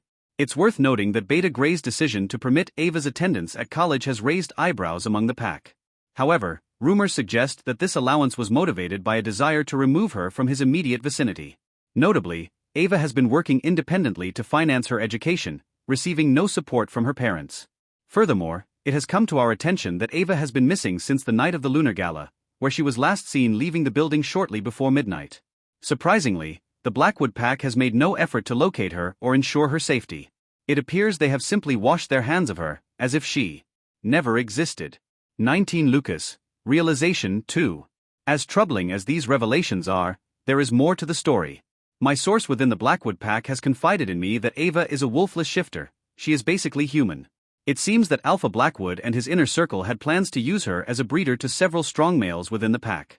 They believed that her family's genes would be passed down to her offspring, potentially increasing their combat power in the next generation. They do not believe her defect would be passed down. My source believes that once she proved her ability to bear children, Alpha Blackwood intended to use her to breed his next heir. With regard to the ambitions of Alpha Blackwood, there is rumor that he wishes to create an alliance via mating with another pack, in hopes of increasing his power in the council. It is uncertain if this alliance is friendly or with darker designs in mind. Whatever plans he has, he holds close to his vest. Jessa Grey has been seen attending Luna training, but Alpha Blackwood has no intention of mating her. All of this information came at a great cost. The source who provided these details was one of Alpha Blackwood's former lovers. He has 7 lovers at this time, striving to breed proper alpha heirs shortly after. 1444. 19 Lucas. Realization 2. Our meeting. My source was found dead under suspicious circumstances. I fear that my own position may be compromised, and I plan to return to the Westwood Pack as soon as possible to ensure my own safety and share any further intelligence I have gathered. Alpha Westwood, I urge you to consider this information carefully. The Blackwood Pack's treatment of Ava and their apparent disregard for her well-being raise serious concerns about the morality of their pack leadership and what they might do to further their agenda. I trust that you will use this knowledge wisely to protect not only Ava but also the interests of our own pack. Your loyal scout, Ethan Hawke. I set the letter down, my mind reeling from the implications of its contents. Ava is a wolfless shifter. My mind focused on that, remembering her delicate face behind those thick, framed glasses. So, the glasses were real. She has no wolf. Probably no enhanced. 19 Lucas. Realization 2. Strength or sight, or ability to scent the things around her. She is our fated, my wolf insists, snarling and snapping at the air. We would normally know once her wolf appears, but she has no wolf. That is why the connection is only to one piece of her. The revelation yanks the breath out of my lungs. Fuck.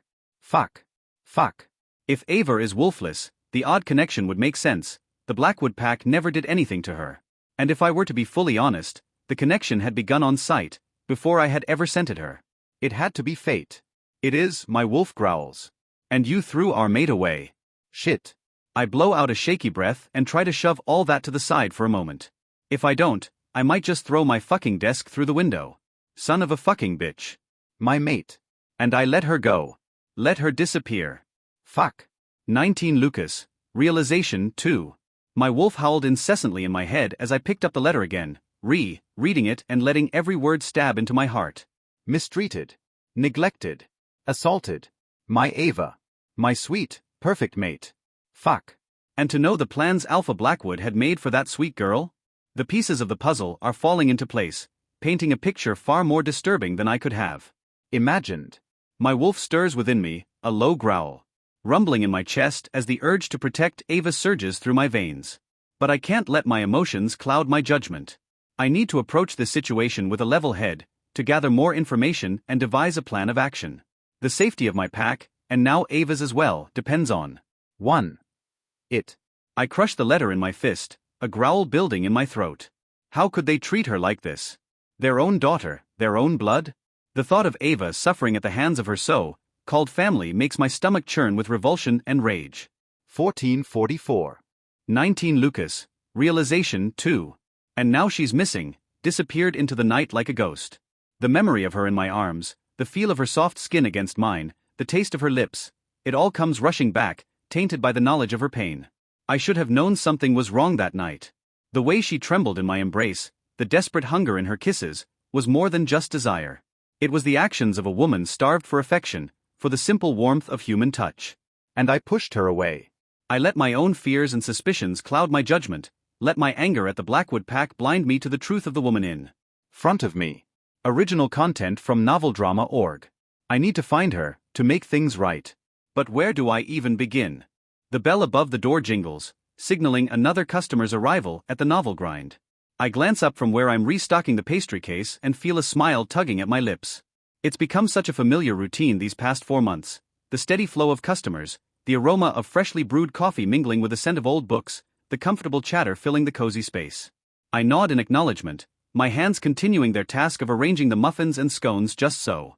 This place has become more than just a job to me, it's a sanctuary, a haven where I can breathe easy and simply exist without the weight of expectations bearing down on me.